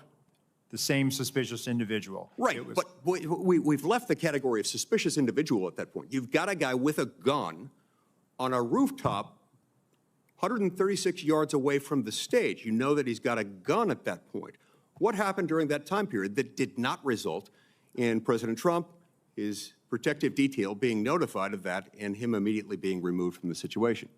Senator, what I will say, and then I'll turn it over to Deputy Director Abate. No information regarding a weapon on the roof was ever passed to our personnel. How is that even possible? Do you want to comment to that? Senator, again, I believe that information, and this is probably something my colleague can expound on, information that was in law enforcement, local law enforcement channels, but did not cross over and make it to Secret Service awareness. Senator, just to clarify the timeline, so the individual was first seen by law enforcement on the roof at about 6:08. We're still working to perfect the timeline based on the radio comms and all that. It wasn't until at 6:11:03 seconds, the officer saw him and called out his arm. That was the first sighting where he had the rifle on the roof, and then he... And that was relayed to the Secret Service Command Center at that point? My understanding is no, Secret Service, it was not relayed to them. It's a narrower time frame, though. It's probably about maybe up to half a minute between the time he's seen with the rifle and when the shots are fired. But there's still time. At that point, if there were an open channel of communication in which they were able to tell him, he's got a gun, take him out. You could still take President Trump off the stage. You could have him duck. You could have the shooter neutralized. Do you not have a channel of communication by which they can say, gun, take him out? So again, Senator, that information stayed in local channels and did not make it over to Secret Service. Did they not consider that relevant? You're saying that the local police didn't consider that relevant enough to pass along to the Secret Service? Sir, I think that they were in the midst of dealing with a very critical situation, and they articulated that over the radio, as I understand it. However, it was never relayed over to us. Thank you, Senator Lee. Senator Hawley. Thank you, Mr. Chairman. Director Rowe, can you put your first poster, your first demonstrative back up? Please put A up, please. Let's make sure everybody can see it. This is the photograph, I believe, that you took, your team took of the roof, the AGR roof. Yeah, that's the one. Okay, so from this vantage point, as the law enforcement who are in those windows, as they look left, they should be able to see the shooter clearly there on the AGR second floor roof. My question is, why is there not a Secret Service counter sniper on that roof? So, Senator, when we post up, our methodology is to look at things that can see in on our protectees. so that they can provide that coverage. But why is there not a Secret Service counter sniper there with clear line of sight? That roof has a clear line of sight to the former president. Why didn't you put a Secret Service counter sniper there? The Secret Service's counter sniper role is to neutralize those threats that are looking in on us from where the protectee is, not necessarily You think maybe you might want to revise that protocol in light of what happened here? They were protecting the principal, and I think in the principal got shot. Understand that, sir. So do you think you might want to revise the protocol? Let me ask you this. Who was the lead site agent who made the decision to leave the AGR building completely outside of the security perimeter? Who was that? Senator, I cannot give you that name. This person is operational. They're still doing investigations. They're still doing protective visits. Have they been relieved of duty? Senator, they have not been relieved of duty. I know their name, by the way. Why have they not been relieved of duty? They are still cooperating, not only being interviewed by the FBI, but also by our Office of Professional Responsibility. And we will let the facts of the mission assurance and any further investigations play out. Isn't the fact that a former president was shot, that a good American is dead, that other Americans were critically wounded, isn't that enough mission failure for you to say that the person who decided that that building should not be in the security perimeter probably ought to be stepped down? Senator, I think you're using the word decided, and I think we need to allow the investigation play out to include. So who did make the decision then? If it wasn't the lead site agent, who made the decision not to put that in the security perimeter? Senator, you're zeroing in on one particular agent. I want to find out exactly what was the entire decision process. So I think I want to be neutral and make sure that we get to the bottom of it and interview everybody in order to determine if there was more than one person who perhaps exercised bad judgment. Well, sure. My question is, why don't you relieve everybody of duty who made bad judgment? So yeah, you're right, I am zeroing in on somebody. I'm trying to find somebody who's accountable here. And you're telling me that the person who made the decision not to include this in the perimeter has not been relieved of duty. What about the person who's in charge of the interoperability of radio frequencies between local law enforcement and Secret Service? Has that person been relieved of duty? No, Senator, because interoperability is a challenge, is a greater challenge than just one person. On that day, we had a counterpart system. It failed spectacularly. Has the person who made the decision to send Donald Trump onto stage knowing that you had a security situation, has that person been relieved of duty? No, sir, they haven't. Has the person who decided not to pull the former president off of stage when you knew that, in your words, the locals were working a serious security situation, has that person been relieved of duty? No, sir. Again, I refer you back to my original answer that we are investigating this through a mission assurance. And as opposed to zeroing in on one, what more do you need to investigate to know exactly what the decision-making process was? What more do you need to investigate to know that there were critical enough failures that some individuals ought to be held accountable? I mean, what more do you need to know? What I need to know is exactly what happened, and I need my investigators to do their job. And I cannot. A lot of people didn't do their jobs. I cannot put my thumb on the scale. Otherwise, what do you mean put your thumb on the scale? You're asking me, Senator, to completely make a rush to judgment about somebody failing. I acknowledge this was a failure of the Secret Service. Is it not prima facie that somebody has failed? A former president was shot. Sir, this could have been our Texas school book depository. I have lost sleep over that for the last 17 days, just like you have. Somebody to hold them accountable. I will tell you, Senator, that I will not rush to judgment, that people will be held accountable, and I will do so with integrity and not rush to judgment and put people unfairly persecuted.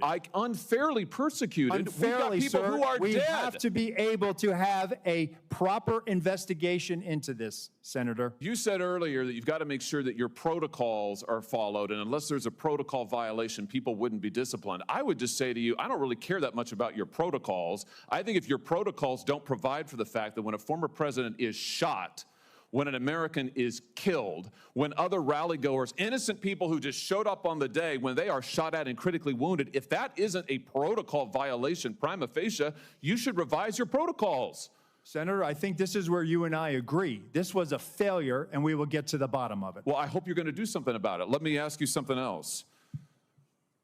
The Real Clear Politics reports this morning that you were directly involved in denying additional security resources and personnel, including counter snipers, not just to this event, but over the last 2 years, that President Trump's team repeatedly asked for these additional resources, and you personally were involved in denying them. Is that true? Senator, as I stated earlier, that is not true. So you never denied any resources to former President Trump's team?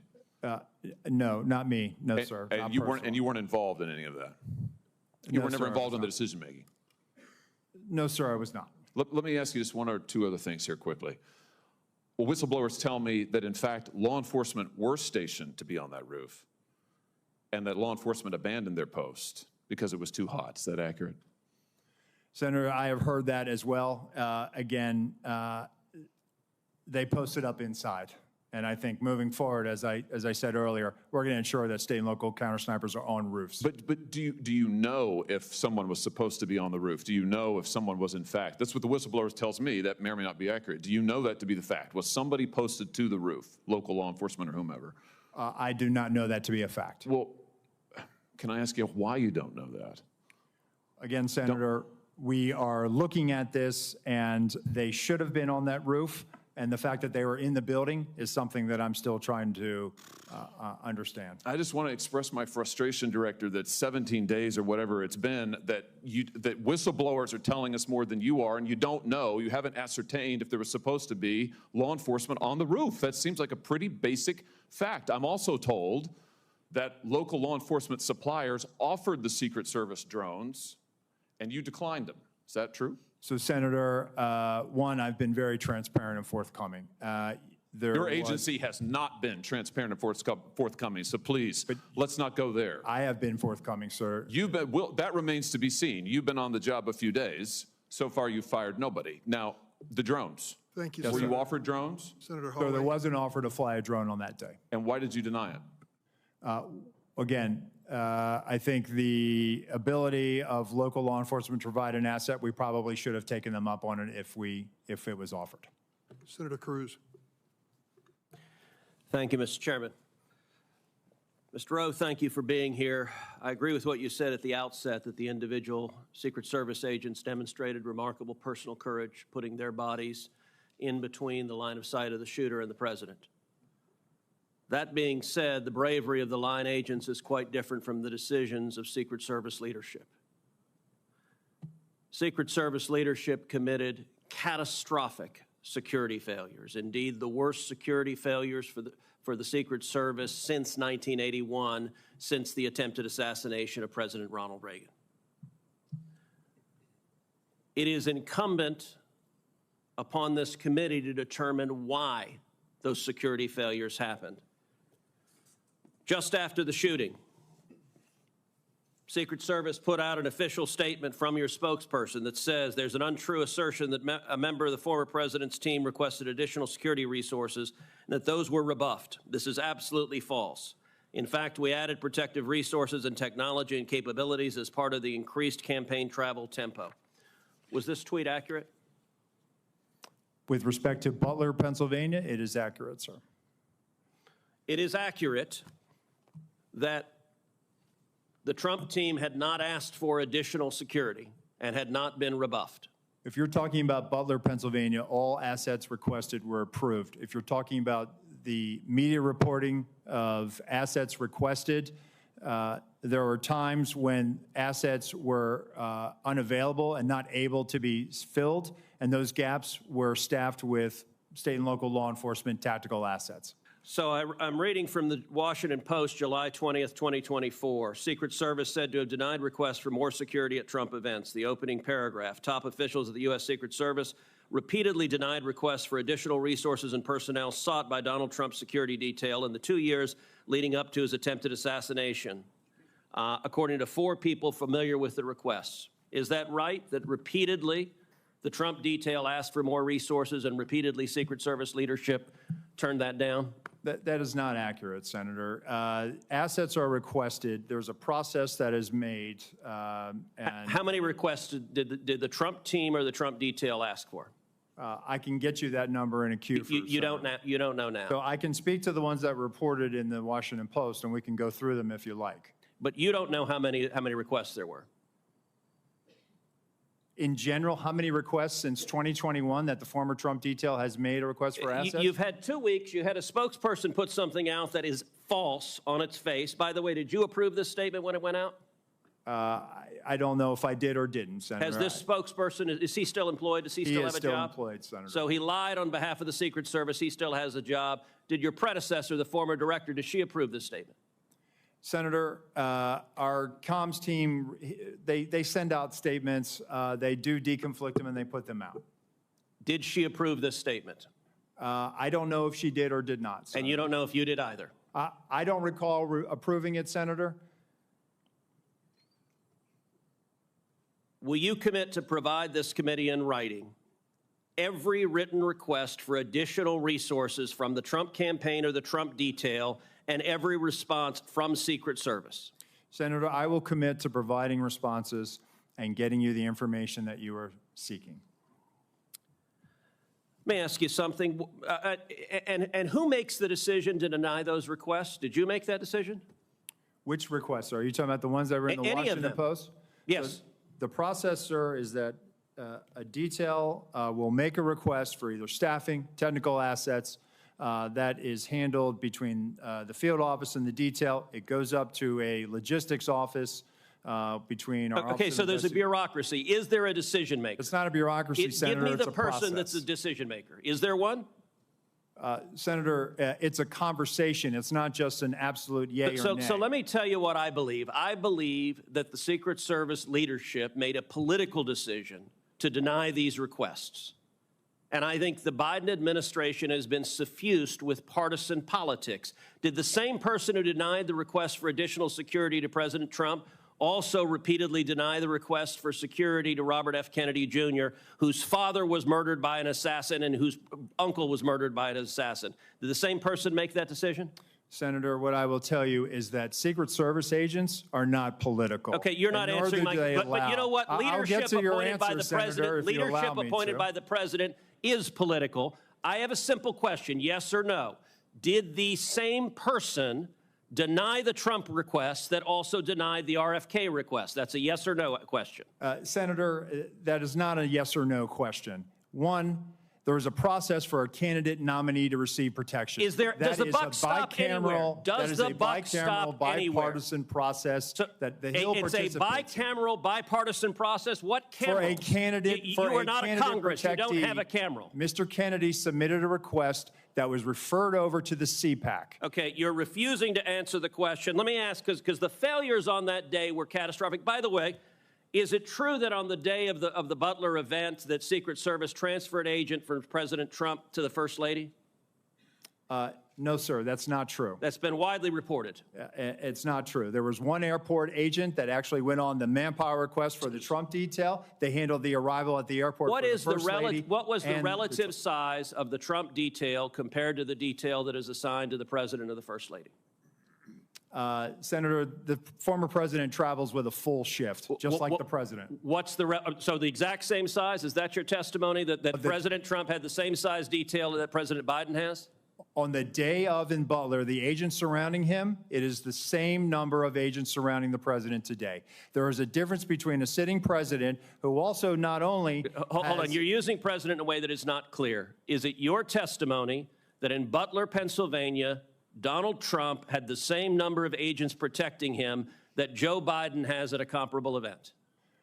I'm telling you the shift, the close protection shift surrounding. That's a yes what or you no. asked me, Senator, and I'm trying to answer it.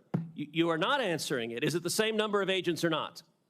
Senator, there is a difference between the sitting president of the United States. Then what's the difference? The difference? 2x, 3x, 5x, National 10x? Command Authority to launch a nuclear strike, sir. I'm not there are other assets how many more travel agents? with the president that the former president will you are not get. refusing to but answer the number straight. of Secret Service Sir, agents protecting him. Stop interrupting me. Go ahead, You Senator. are refusing to answer clear and direct questions. I am asking the relative difference in the number of agents between those assigned to Donald Trump and those assigned to Joe Biden. I'm not asking why you assign more to Joe Biden. I'm asking, is the difference, is it 2x? Is it 3x? Is it 5x? Is it 10x? Senator, I will get you that number so you can see it with your own eyes. Senator Marshall, you're recognized for your questions. Thank you, Mr. Chairman. Director Rowe, there was probably 10 buildings within sniper range of President Trump on that afternoon. Why was the building being used by the sniper not in the security zone? That's a question that I've asked, Senator. There was a decision that we were going to construct the site and it was going to maintain within the Butler Farm site, Butler Farm Show site. That building, that AGR, was right on the curtilage of our outer perimeter. And it's something that again, having been there and walked it, I had a hard time understanding. So there's no protocol that says anything within 300, 500 yards, direct line of the president, should be in or out of the security zone. There's not a protocol that describes that. So, Senator, what we try to do is we try to either control the high ground or mitigate line of sight concerns. Okay. You've stated that on multiple occasions, President Trump's team was denied more of a detail, more assets.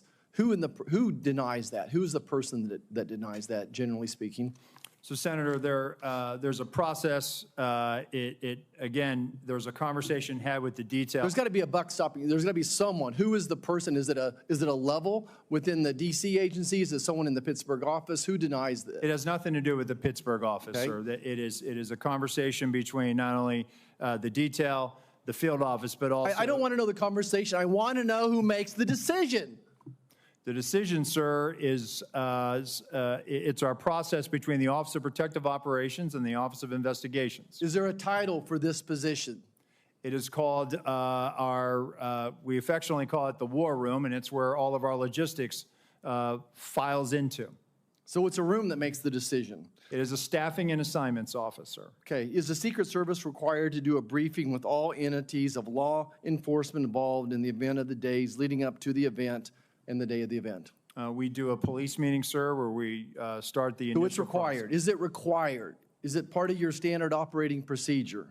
The police meeting is what initiates the advance, and that is what is required. Was this meeting held on that day? The police meeting took place on the days prior to that. Do you have documents of that meeting was actually happened? If we do, sir, I will get them to you. But you're saying that it did not happen on the day of the event.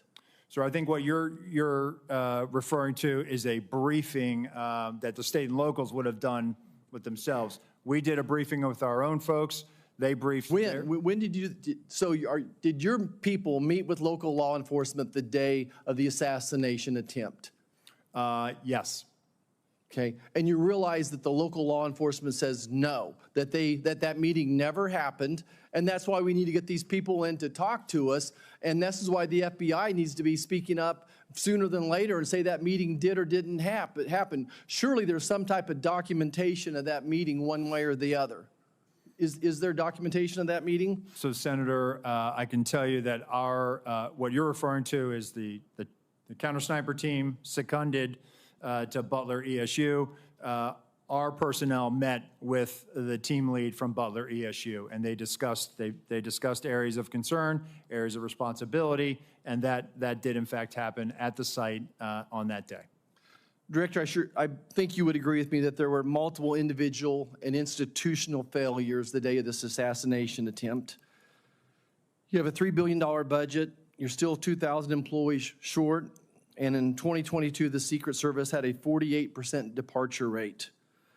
That tells me you either have a cultural problem or just gross incompetence. Which one is it? So, Senator, I would challenge that 48% departure rate. Let me get you some statistics that we have. It is not 48%. But go back to the multiple failures that we saw on an individual basis as long as systemic. I think it proves that there's either incompetence or some type of a cultural problem within the SS. So, Senator, I know you're not calling our workforce incompetent, and I know we do not have a cultural problem. If anything, we are dedicated to making sure that we don't have mission failure. And let me get you the hiring numbers that we have, because I think you will actually see that, no, we've actually done very well fairly recently with trying to make sure that we have the numbers that we need. Of course, we need more people. Everybody does.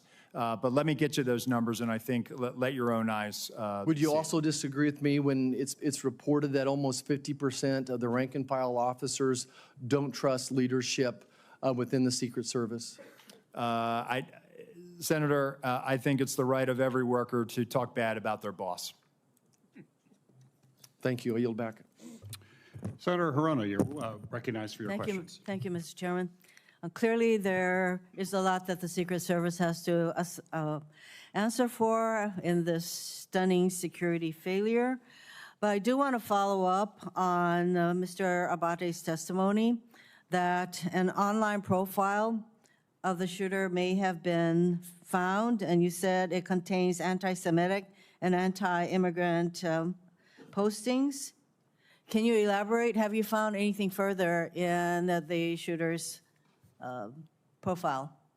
Senator, this was just discovered, as I mentioned, and it's being closely analyzed right now. We need to verify that it is, in fact, that it belonged to the now deceased shooter and that he made these comments. So that's why I felt it important in the interest of transparency to share that here, but add the caveat that we still have a lot of work to do, which we're working on quickly to determine that. It's of importance, I think, because if it is, in fact, the shooter that posted these comments, it's the first real indication where he's expressing what are described as extremist views and talking about political violence. I take it that once you determine that it was, in fact, the shooter who posted these kinds of comments, that you will let the public know as well as this committee? Absolutely, Senator. I think, in fact, it is very important that many of the perpetrators of mass shootings, et cetera, have these kinds of postings online that are very anti-immigrant, anti-Semitic, anti-everything. And it is really important as we determine the kind of profile for many of these shooters that we understand how critical it is that we are careful, how critically important it is that people are careful about what they're posting online, the misinformation, disinformation, everything else along those lines. This is for Mr. Abate once again. What kind of firearm, what kind of weapon did Crooks use in the assassination attempt? This was an AR-15 style rifle manufactured by a company named Panther Arms. And once again, many of the persons involved in these kinds of mass shootings use this particular kind of weapon. We know from similar hearings that the Judiciary Committee has had that we are a nation awash in guns.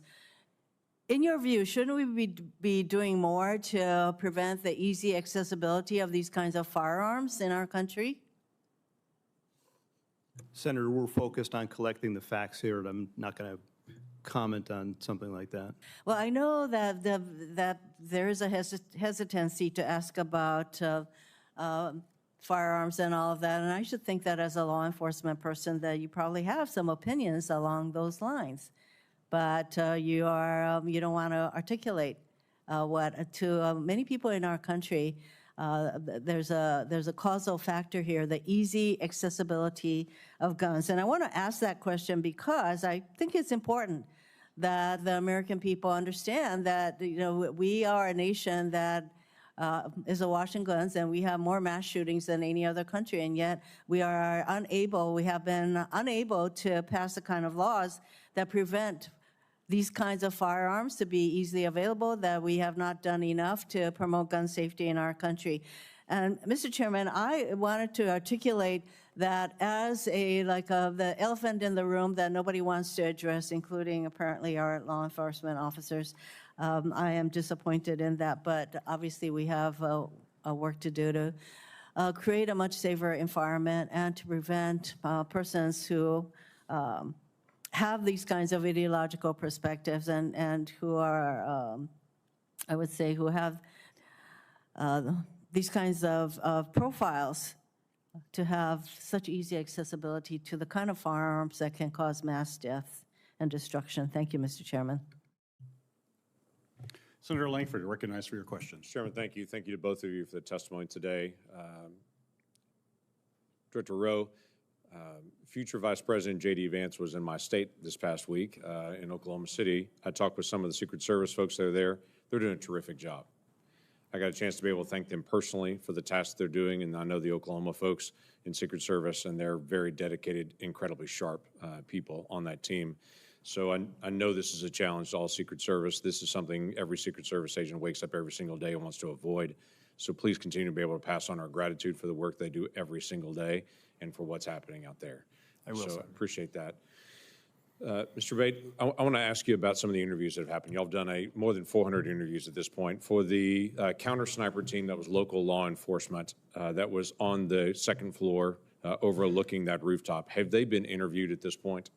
Yes, Senator, I believe that each of them have been interviewed. Do you know offhand if they were at their post at that time, able to look across that? They were at that post at sometimes, do we know they were at that post at 6:08 to 6:11? My understanding, and I want to be fair, I have not read the reports directly, but I've been briefed on some of it. They were at times during the time frame we're talking about here on post within the AGR building. And I do believe, but I would want to confirm this at some point, one or more did venture out in an effort to locate and isolate the. We understand from the timeline that they were also looking for this individual that was suspicious, that they had left that post to be able to try to look for him on the ground at different points to try to be able to see if they could get a different perspective. What we're trying to figure out is during that time period that he actually climbed on the roof, assembled a firearm or took a firearm with him or picked one up, whatever it might have been there, that they were able to actually see him if they were able to look left, as been acknowledged in the photos that are up there. Senator, I don't know the exact timing and the movements of each officer that was out there, but what I would derive from it is they were all focused on locating the shooter, Right. the suspicious person at the time. And then, as we've all seen, the one officer attempted to get on the roof directly. There were efforts going on in those final minutes Right. on the video to try to get to this person. We've got one officer being boosted up by another officer to Yes. look up on the roof because people on the ground had said there's someone up there and they have a gun that's crawling on that roof. And so they climbed up to be able to see it. He turned around with a rifle. He came down. And then at that point, he gets on the local radio that he has and says there's someone on the roof with a gun. Is that correct? Yes, Senator, I believe that that's accurate. So what's the rest of the radio communication? We've heard that first call in. We know it's about 30 seconds from the time he called in till the actual first shot rang out. What else was discussed on the radio during that 30-second time period? Senator, we have the radio communications. The local radio communications were recorded and captured, and we do have that as part of the investigation.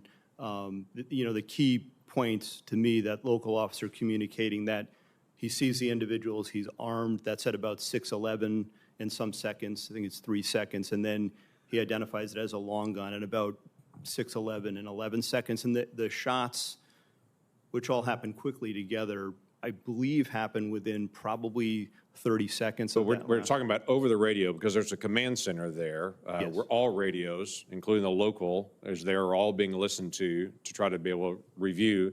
There's a statement that has the word gun in it that's coming out across that radio. We only know that first communication. We don't know what came back and forth on that. We'd like to get transcripts of that conversation that was done in local law enforcement. But coming into that command center, there's also the word gun coming through one of the radio frequencies. I would think that would be communicated pretty quickly to everybody across the spectrum. 30 seconds is not long, but that's an NFL play plus a huddle plus the next play. I mean, Yes, that's quite a bit of time still to be able to respond. When Secret Service moved to be able to protect the president once the first shots were fired, within 2 seconds, they're gathered around him. So trying to be able to figure out where the word gun got lost in radio communication here and what else was said. Certainly, we will share the communications with you and the committees, Senator. I will note, just from my notes, there was effort within those minutes and seconds once the gun was announced. There's other communications where the local police are talking about deploying a QRF and responding, and that they've got the building surrounded. So it's not an avoid. I don't want to give you the misimpression. Right, I understand, but typically, I would assume for Secret Service, if they hear over the radio over something gun, they're moving to be able to protect the detailee, the person they're protecting at that point, the protectee, that they're moving pretty quickly at that point if that's what's actually coming out. And so that's what I'm trying to be able to figure out, how that didn't get communicated out to the people that were directly in front of the former president at that point.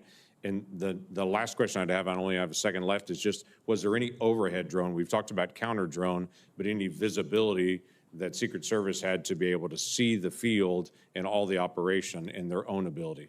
No, sir. And as was asked by another senator earlier, it appears that there was an offer by a state or local agency to fly a drone on our behalf, and I'm getting to the bottom as to why we turned that down. Okay, thank you. Senator Kennedy, you're recognized for your questions. Thank you, Mr. Chairman. Mr. Abate, am I saying your name right? Yes, Senator, thank you. You are the Deputy Director of the FBI, is that correct? Yes, Senator. Is there any doubt in your mind or in the collective mind of the FBI that President Trump was shot in the ear by a bullet fired by the assassin crooks? Senator, there is absolutely no doubt in the FBI's mind It whether former President Trump was hit with a bullet and wounded in the ear. No doubt, there never has been. Okay. I've been part of this investigation since the very beginning, and that has never been raised. You're sure? Yes. It wasn't a space laser. No. It wasn't a murder hornet. Absolutely not. It wasn't Sasquatch. No, Senator. It was a bullet It was a bullet, Senator. 100%. fired by crooks Yes, sir. that hit President Trump in the ear and almost killed him. 100%, Senator. Okay, glad we cleared that up. I don't want to get off the subject here. Did the FBI just settle 2 lawsuits, one wholly, one in part, in which the FBI agreed to give Peter Strzok $1.2 million and Ms. Lisa Page $800,000? It's my understanding, Senator, that the Department of Justice was involved in that, not the FBI. The FBI had nothing to do with it? There may have been consultation with our general counsel's office, but Does the FBI have to sign off on it? I don't know the answer to that. I don't believe so, but I would want to confirm that. I would like you to, this would be the same Lisa Page who said to Mr. Strzok, quote, "Trump's not ever going to become president, right? Right?" To which Mr. Strzok said, quote, "No, he won't. We will stop it." That's the Peter Strzok and Lisa Page I'm talking about. I need to know if the FBI signed off on this lawsuit. We will on get this that settlement. answer for you, Senator. And then I need to know who signed off on it. Did you sign off on it? I absolutely did not and would never sign off on something Did Chris like that. Wray sign off on it, the settlement? I don't believe he did. Okay. Did you don't know what? Nor do I think he would have. You need to let me know who signed off on this, if anyone at the FBI. So it was Merrick Garland who agreed to do this, is that right? Senator, I do not know. Well, hell, who signed somebody off had on to that. agree to it. I've settled a lawsuit before. The client's got to agree to it. You're the client. Understood. I'm gonna direct in to the Department of Justice to answer All right. those Get questions. me that information if you would. Mr. Rowe, help me understand this. The assassin crooks fired his first shot, as I understand it, at 6:12 p.m. He was about 150 yards away. It's been reported that the snipers, the government snipers, saw him on the roof 20 minutes before. Not 2 minutes, 20 minutes before. Is that correct? Senator, that's first time I'm hearing this. That is not correct based on the information I have right now, sir. Well, when did the FBI snipers see him on the roof? Just Secret Service sniper, sir. I mean. I'm sorry, you're right. That's Secret an insult, Service sir. sniper. No, I'm just kidding. I understand. I apologize. When did the Secret Service snipers, one of whom ultimately shot the assassin crooks, first see him on that roof? So, sir, immediately upon the shots being fired, our snipers. I know that, but when did they first see him? You got a guy lying on a roof. Yeah. You got snipers in an elevated position. They can look down on the roof. You got the guy lying there with a gun pointed at the former president of the United States. And I'm just, and they shot him. Good for them. He's now dead as Woodrow Wilson, and that's a good thing. I'm sorry. God forgive me, but it's a good thing. But when did the snipers first see him? As soon as he presented himself as a target and a threat to the president, sir. And when was that? He fires initially a volley, I believe it was 3 shots. No, he fired at 6:12 p.m. Yes, sir. Okay, that's the first shot. So within 15.5 seconds of the first shot, he's Here's what neutralized. people are asking. Yes, sir. He was up, Crooks was up there. The snipers at some point saw him, Yes, sir. our snipers, because they killed him. Yes, sir. When did they first see him? It has been reported repeatedly that the snipers first saw him 20 minutes before. That's more than a quarter in an NFL football game. Yes, sir. You don't know the answer? So I do know the answer, sir. I'm telling you that. What is the answer? No, When they did not see him. They only They never saw him. No, sir. Well, They did not. how could they not see the guy? How could they not see him? They're in an elevated position. They're checking rooftops. They're looking around. Yes, sir. There's 2 government snipers. How could they not see him? There he was, big as Dallas, lying there with a gun pointed at the president. How could they not see him? I believe he was obscured by that roof, sir. He did not pop up. The roof is flat with ridges. He's below the line where they would have seen him, sir. There is he did have concealment. I'm not going to say it's cover. He did have concealment, and then ultimately gets into firing position and fires. And within 15.5 seconds of his first shot, he's neutralized. I've gone way over. You gentlemen need to answer these questions. Mr. Deputy Director, get me that information about those lawsuits. Senator Rosen, you recognize for your questions. Thank you, Chair Peters, and Ranking Member Paul for holding this important hearing on the attempted assassination of former President Trump. I am grateful for everyone's service and dedication. However, it's critical that this committee get to the bottom of what happened that day so that we can prevent any future catastrophic security failures and ensure that nothing like this happens again. And so, Director Rowe, given that the event took place in a rural area, we've talked a lot about connectivity issues. Was law enforcement at a disadvantage due to a lack of or limited connectivity? And why has the Secret Service not adopted a dedicated satellite-enabled Wi-Fi connection, which would facilitate integrated communication, enable device connectivity to include drones, and allowing for the sharing of real-time intelligence? So, Senator, thank you for that question. So, based on what I've seen, that radio connectivity, cellular was an issue that day. With respect to the satellite broadband, that is something that I've tasked our CIO, and then we're getting some support from the Department of Homeland Security on. So we will start to leverage whatever asset we have to ensure that connectivity. Well, I can tell you that we have those SEER ratings in Homeland Security, those special event ratings that we have for things like the Super Bowl. We have it a lot in Las Vegas, and they do bring these mobile units to be sure that we have all the dedicated Wi-Fi cell service and integration that is absolutely necessary for securing a huge event. And so I look forward to hearing about that. Thank you.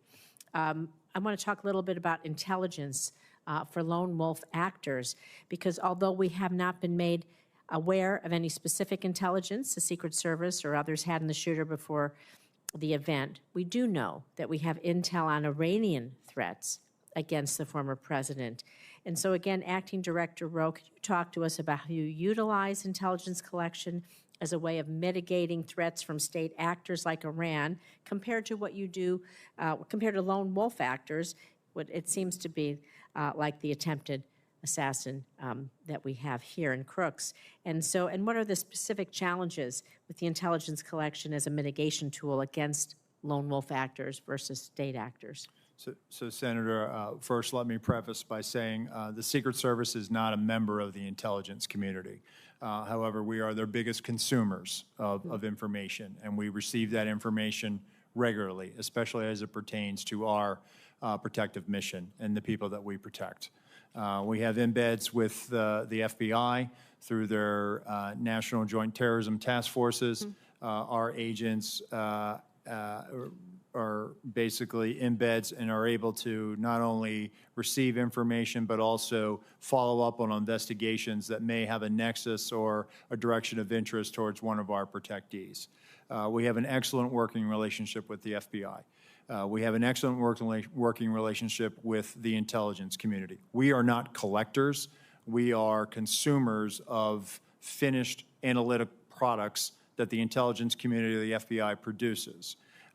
We ingest them, and then we use that to adjust our protective posture. And we do this daily, weekly, all of the time. And it's not only for protective, for protectees, but also the events and sites that we protect on a permanent or temporary basis. With respect to largely a lot of the people that come to our attention, and in the case of the assailant, you know, to me, as I overlay him over top of, say, John Hinckley, who tried to shoot President Reagan, I see an individual based on information that I have now, some of the great work that the FBI has done. We have an individual who's a loner. We have an individual who was focused on Donald Trump and Joe Biden. Hinckley traveled the 80 campaign, and we know that he followed President Carter. It just, on March of '81, he happened to show up in Washington, D.C., and he saw an opportunity to try to attack President Reagan. So when it comes to the Secret Service, and 1981 was a watershed moment for us. We have people that are, for whatever reason, fixated on carrying out an attack against the President of the United States or one of our protectees. And in this instance, you have the assailant who was a loner. Obviously, he was researching. He had researched the Democratic National Convention. He had researched and Googled or used a search engine about the president, the former president. And so I think he had moved towards an idea that he was going to try to do something. And so when I look at this, we don't have a challenge with the FBI or the intelligence community.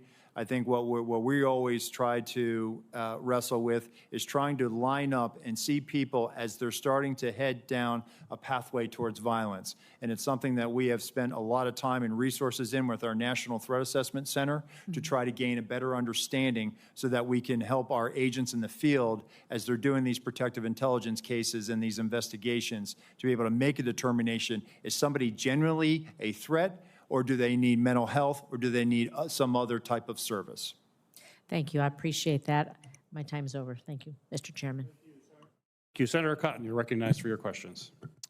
At the outset, I want to express, as many members have, as President Trump did, the admiration and respect for the bravery and skill of the officers who were on site that day, Secret Service officers, as well as all the local law enforcement. As it happened, my 9-year-old son was watching with me that afternoon, and it was hard to get him to turn away from it. And he asked who all those men and women were who jumped on Mr. Trump. And I said, in layman's terms, those are his bodyguards. And he said, what are they doing? I said, they're protecting him from a bullet. And he said, actually? And I said, yes. He said, for real? And I said, yes. And it was hard for him to process that. But as a reminder, I told him that there are men and women in the Secret Service and law enforcement and the military who are willing to die for our country.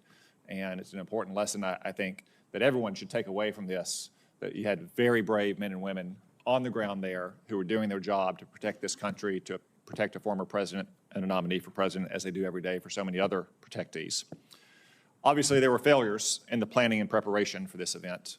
Mr. Rowe, we've heard that the shooter had a golf rangefinder. Was that not on the list of prohibited items at an event like this? Currently, it is not on the list of prohibitive items, but we're going to make that change, Senator. John Kennedy can't get into an LSU football game with a flask. Yeah, I can. Well, he probably can, but he's not supposed to. It just seems like common sense that you don't need a laser rangefinder at an event like this.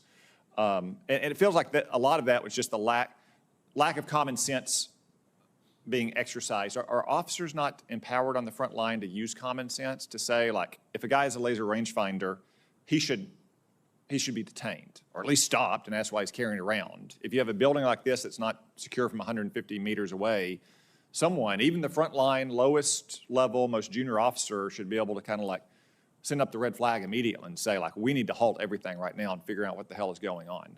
I mean, do officers not feel empowered to use that kind of common sense? I would hope they would, Senator. I can tell you from our uniform division officers that run our magnetometer screening, they do a tremendous job. And even though something may or may not be on the prohibitive items list, they are well trained, and they do exercise that good common sense. And you want this important message. Okay, I want every one of your officers all around the country to hear that their acting director wants them to exercise common sense. It doesn't have to be policy or protocol or procedure. They should exercise common sense. Thank you for that.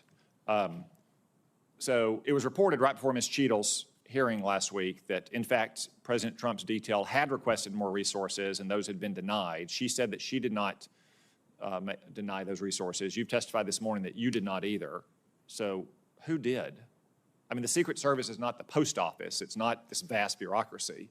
Right. Like, I'm not surprised to hear that you knew the counter sniper. It's a small agency, and you have a lot of career officers. Like, surely you've gotten to the bottom by now of on whose desk this request landed and who denied it. So, Senator, sometimes when they make a request, they may not have the asset available. For example, there may be, instead of, the detail may say, hey, we want 15 magnetometers.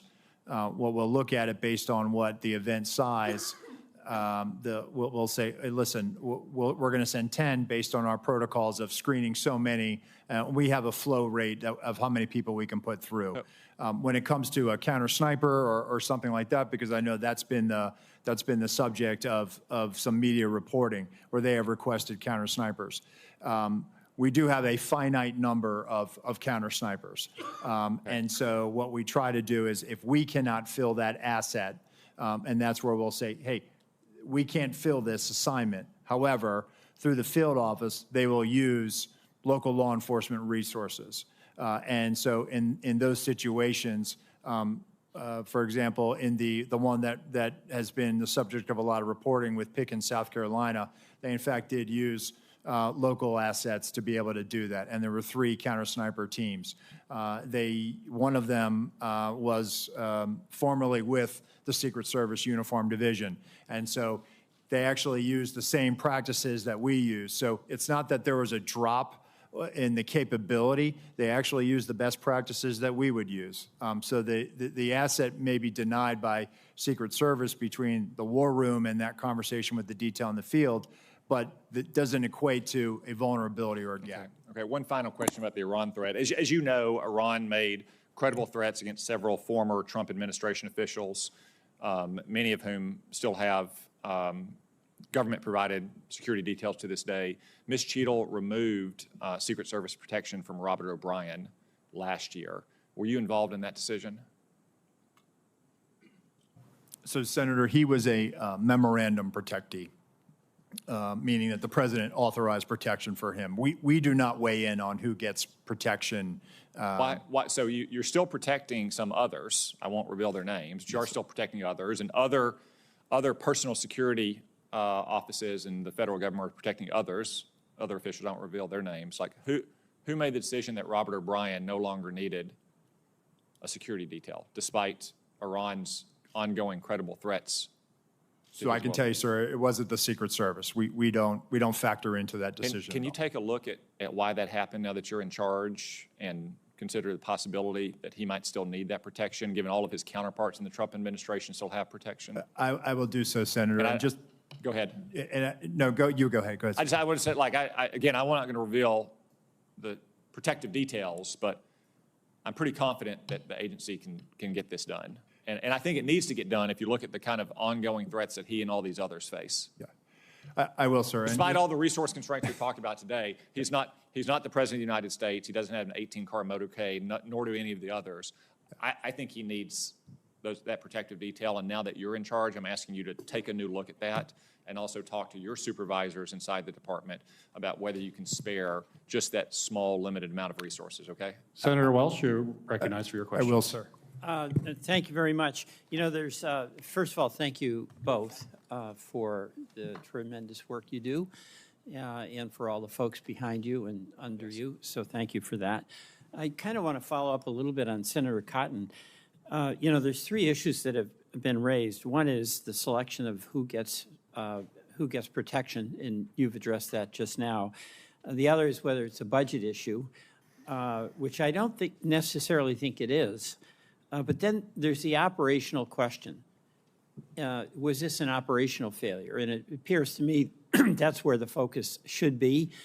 And one of the issues on the operations is the capacity of people who are part of the team, both Secret Service and also the local law enforcement, their capacity to act on what they see. And this is what Senator Cotton, I think, was talking about with common sense. You know, you mentioned that the sniper was authorized immediately to act. He wasn't checking in with anyone, right? And he took out the shooter as quickly as he could. But according to the timeline, you had local law enforcement captured 2 photographs of the shooter at 5:10. At 5:32, local law enforcement officers spot a suspicious person who turned out to be the shooter with a phone and a rangefinder. At 5:46, the alert was so significant that snipers text photo of the shooter from where he was initially spotted to the USS lead sniper. I mean, how is it that where you had these experienced law enforcement people who understood the gravity of the responsibility of protecting the presidential candidate, the former president, none of these actionable observations resulted in action? I'll direct that first to you, Deputy Director Abate. Thank you, Senator. From the FBI standpoint, we're simply collecting the facts. We've interviewed most of the officers. Now we'll end up interviewing all of them. Okay, we'll go to Assistant Director or Acting Director Rowe. So on that, Senator, I think there was a sense of this guy is standing out, and that's why he came to the attention of local law enforcement. No, I get that. That's my point. Right. He did stand out. Correct. But nothing happened. Well, I mean, there were alerts, There were but there alerts. was like, you've got somebody suspicious. Why didn't somebody go interact with the suspicious person, like, right away? And they were attempting to locate him. I can't answer that question as to why, if they took a picture of him and they thought he was unusual, suspicious, not acting normal, why there wasn't. And I think, again, there was probably an assumption on the part of that officer that took that picture that, oh, some uniform or somebody will go eventually and walk up to this. Well, see, that's what seems like an operational failure. Somebody else will do it. So is the responsibility of an officer to alert some other officer that they think somebody might be suspicious, or the first officer who sees a suspicious person can take the next step to actually engage that person or talk to someone very, very close to it and say engage that person? And this guy was wandering around for quite a while. He was. I can't put myself in the mind of that officer. I'm not asking you to do that. I'm asking, this is operationally, how does the process work? Okay, so that is the job of the leaders as opposed to the officers. Are they empowered to act immediately upon the observation of someone who looks very suspicious, particularly when they've got the rangefinder? They were in a place where it really wasn't about seeing the rally. It was, as we see, it was a place where you get a good view of former President Trump. I mean, that is a leadership issue, right? So, Senator, that officer didn't work for me. That was a state and local officer that made that observation, took that picture. So I can tell you from the Secret Service perspective, and we do this routinely, is that when people come to our attention, We locate them, we go up, we do a field interview, or we Okay. try to do a All right, then consensual encounter. That's the operational thing I'm talking about. If you do it within Secret Service, you all are in charge, and you are relying on local law enforcement assets, those folks, and they did their job here up to a point where they identified this person, passed information along, but nobody acted. The empowerment to that local officer, I would think, has to come be transmitted through the Secret Service, maybe in the earlier briefings, but, where you say, folks, you see somebody suspicious, you engage that suspicious person. I don't disagree, Senator, and it goes back to my comments at the beginning of the hearing that we need to be very direct to our local law enforcement counterparts so that they understand exactly what their expectations. I yield back. Thank you very much, Mr. Chairman. Thank you. Senator Tillis, you're recognized for your questions. Thank you, Mr. Chairman. Mr. Abate, Mr. Rowe, thank you for being here. Mr. Rowe, do you have a picture? I was watching your testimony earlier. Do you have a photograph of the vantage point from the Secret Service snipers? I do. I believe that's C. And there were two, is that correct? Yes, sir. Stage left and stage right. Okay. And I don't know if you have a vantage point of both of them or not. I know you had one for the one who ultimately shot the. That's the vantage point of the sniper who neutralized the assailant. Okay. Well, is it a similar vantage point for the other? Would they have also been impaired in terms of actually seeing him until he popped his head up?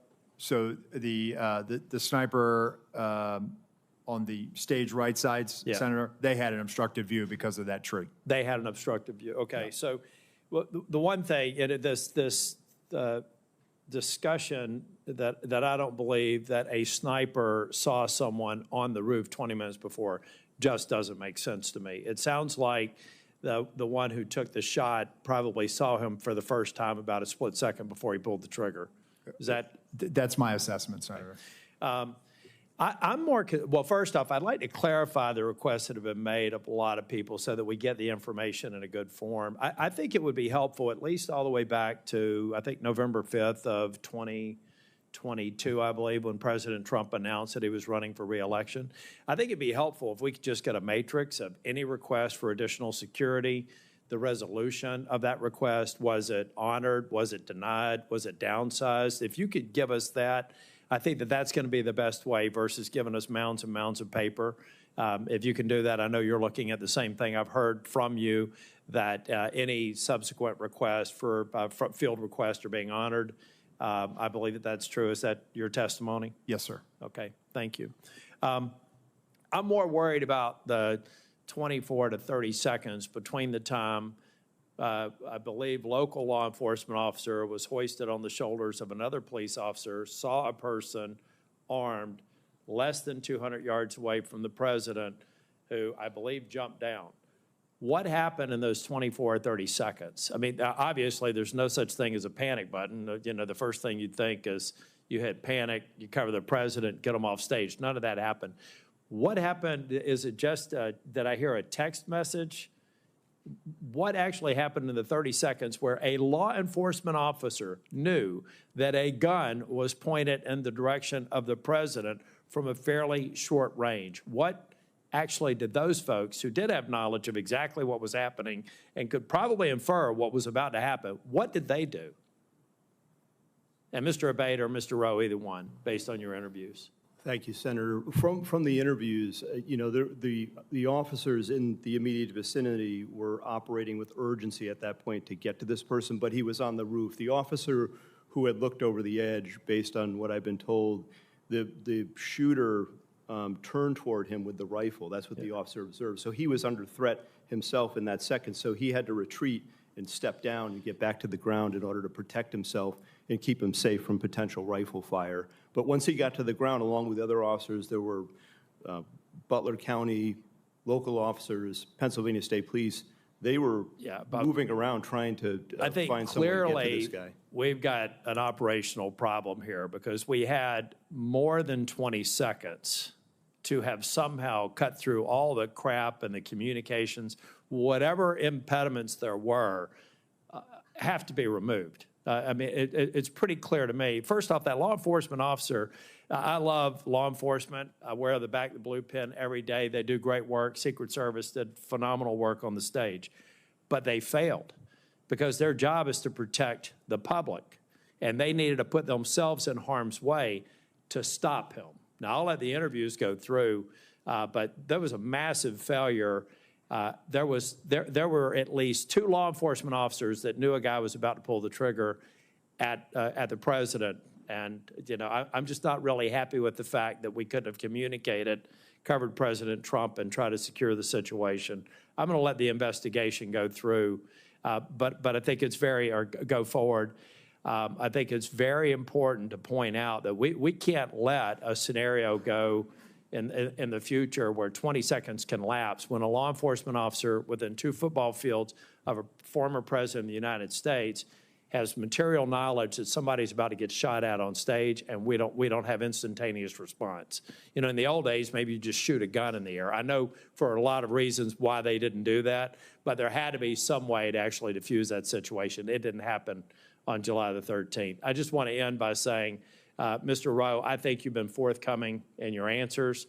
I know you're frustrated. I've seen you twice now. You're clearly embarrassed by what happened. You don't think there's any reasonable explanation. And to my colleagues who are worried about communications, they should spend time in their local government and state legislatures to understand just how bad communication is between law enforcement and first responders. We need to invest in this infrastructure. That was also a part of the failure. But if you can please get to me and get to this committee a chronology of requests, accepted, denied, and the reasons for, I think that's going to be very helpful. I will, Senator. Thank you. Thank you. Senator Blackburn, you're recognized for your questions. Thank you, Mr. Chairman. Thank you to each of you for your patience and for being here today. Director Rowe, I want to come to you first because a counter sniper has decided to speak out about the culture at your agency, and I think it is very telling. And he sent an email, and I'm going to quote from that. If this agency needs to change, and if not now, when? The next assassination in 30 days? But here's what I want to talk with you about, because in this email, he says, and I'm quoting again, the motto of the USSS is CYA. And every supervisor is doing it now. That's the end of his quote. So you're the guy in charge. And you're one of those supervisors. You've been a career guy there at the Secret Service. The public has lost trust in the ability to execute the mission, to protect. And I want to know how you feel about the fact that employees in your agency are worried about covering their behind and not worried about protecting a former president. Thank you, Senator. So I am hurt by that email, but not in the way you think I'm saying it. I'm hurt because my people are hurting right now. We need them. Then why did somebody delete the email?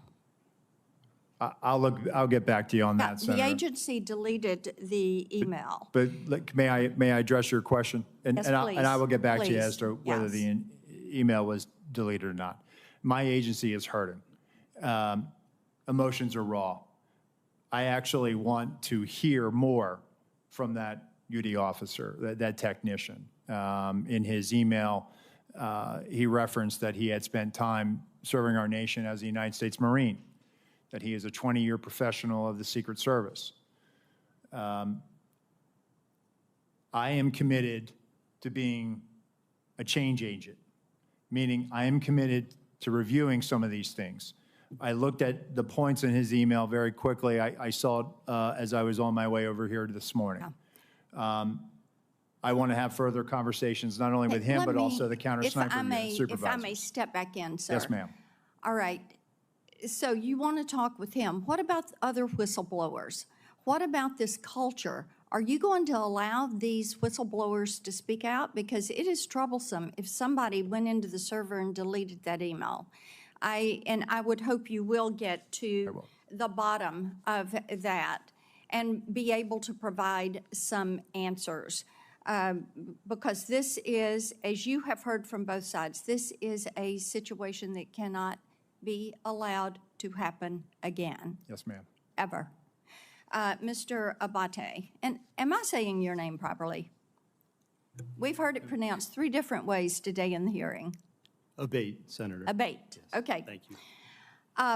You had mentioned a social media account that espoused anti-immigrant, anti-Semitic views, but you did not say what platform that was on and what the username was. And this is Crooks that we're discussing. Yes, Senator, that's correct. I didn't want to comment on it because we haven't fully confirmed yet, and I thought that as soon as we confirm and certify, Would I you will supply provide that to you. And Absolutely. also the age at which he had those feelings. And then we understand that the Gab account is pro-immigration, pro-lockdown, leftist views. Is that accurate? I haven't seen it directly, but I believe from what I've been told, that is accurate. With the Gab account, we're also, though that's been publicly revealed through the CIO and other things, we're still working to certify and verify that that's his account also. But it does have differing points of view, it would appear. Okay. And what age and how fresh is that Gab account? The Gab account, based on my recollection, the comments in there or the messaging is from about 2021, I believe. Okay. And the other preceded that? Maybe he was age 14? Yes, Senator. The other account that we talked about was in the 2019-2020 timeframe, so it would have been in the couple years right before the Gab Right messaging. before that. Yes. Are there other accounts that you all are currently verifying and receiving information from? We are. We've, as I mentioned, we've issued a bunch of legal process, and we're still awaiting returns from a number of the companies to include other social media companies as well. Okay. Well, my time has expired. Thank you for your patience today. Thank you for the information. We look forward to getting more information. And Director Rowe, we are going to hold you to being a change agent because things at the Secret Service absolutely have to change. Thank you, Mr. Chairman. Thank you, and I want to thank our witnesses for your testimony here today. Certainly what happened on July 13th could and should have been prevented from what I have heard today. I'm certainly grateful to our witnesses for their candid answers and for helping to provide additional clarity and new information about the circumstances surrounding this attack. Acting Director Rowe, some of what you have said today conflicts with information and accounts that we have received from local law enforcement that we've had the opportunity to talk with. They have been voluntarily and I will say expeditiously cooperating with our bipartisan investigation, which we certainly appreciate. But we now need to speak with Secret Service agents directly, who are directly involved. And I would say that you need to make them available as soon as possible. Those interviews can't start weeks from now or months from now. Time is of the essence when memories are fresh and you can get the information that is most important to us. So my question for you as we wrap up this hearing, Acting Director Rowe, will you commit to having those agents available for this committee to interview as soon as possible in a matter of days, not weeks, matter of days? Yes, sir. Great, thank you.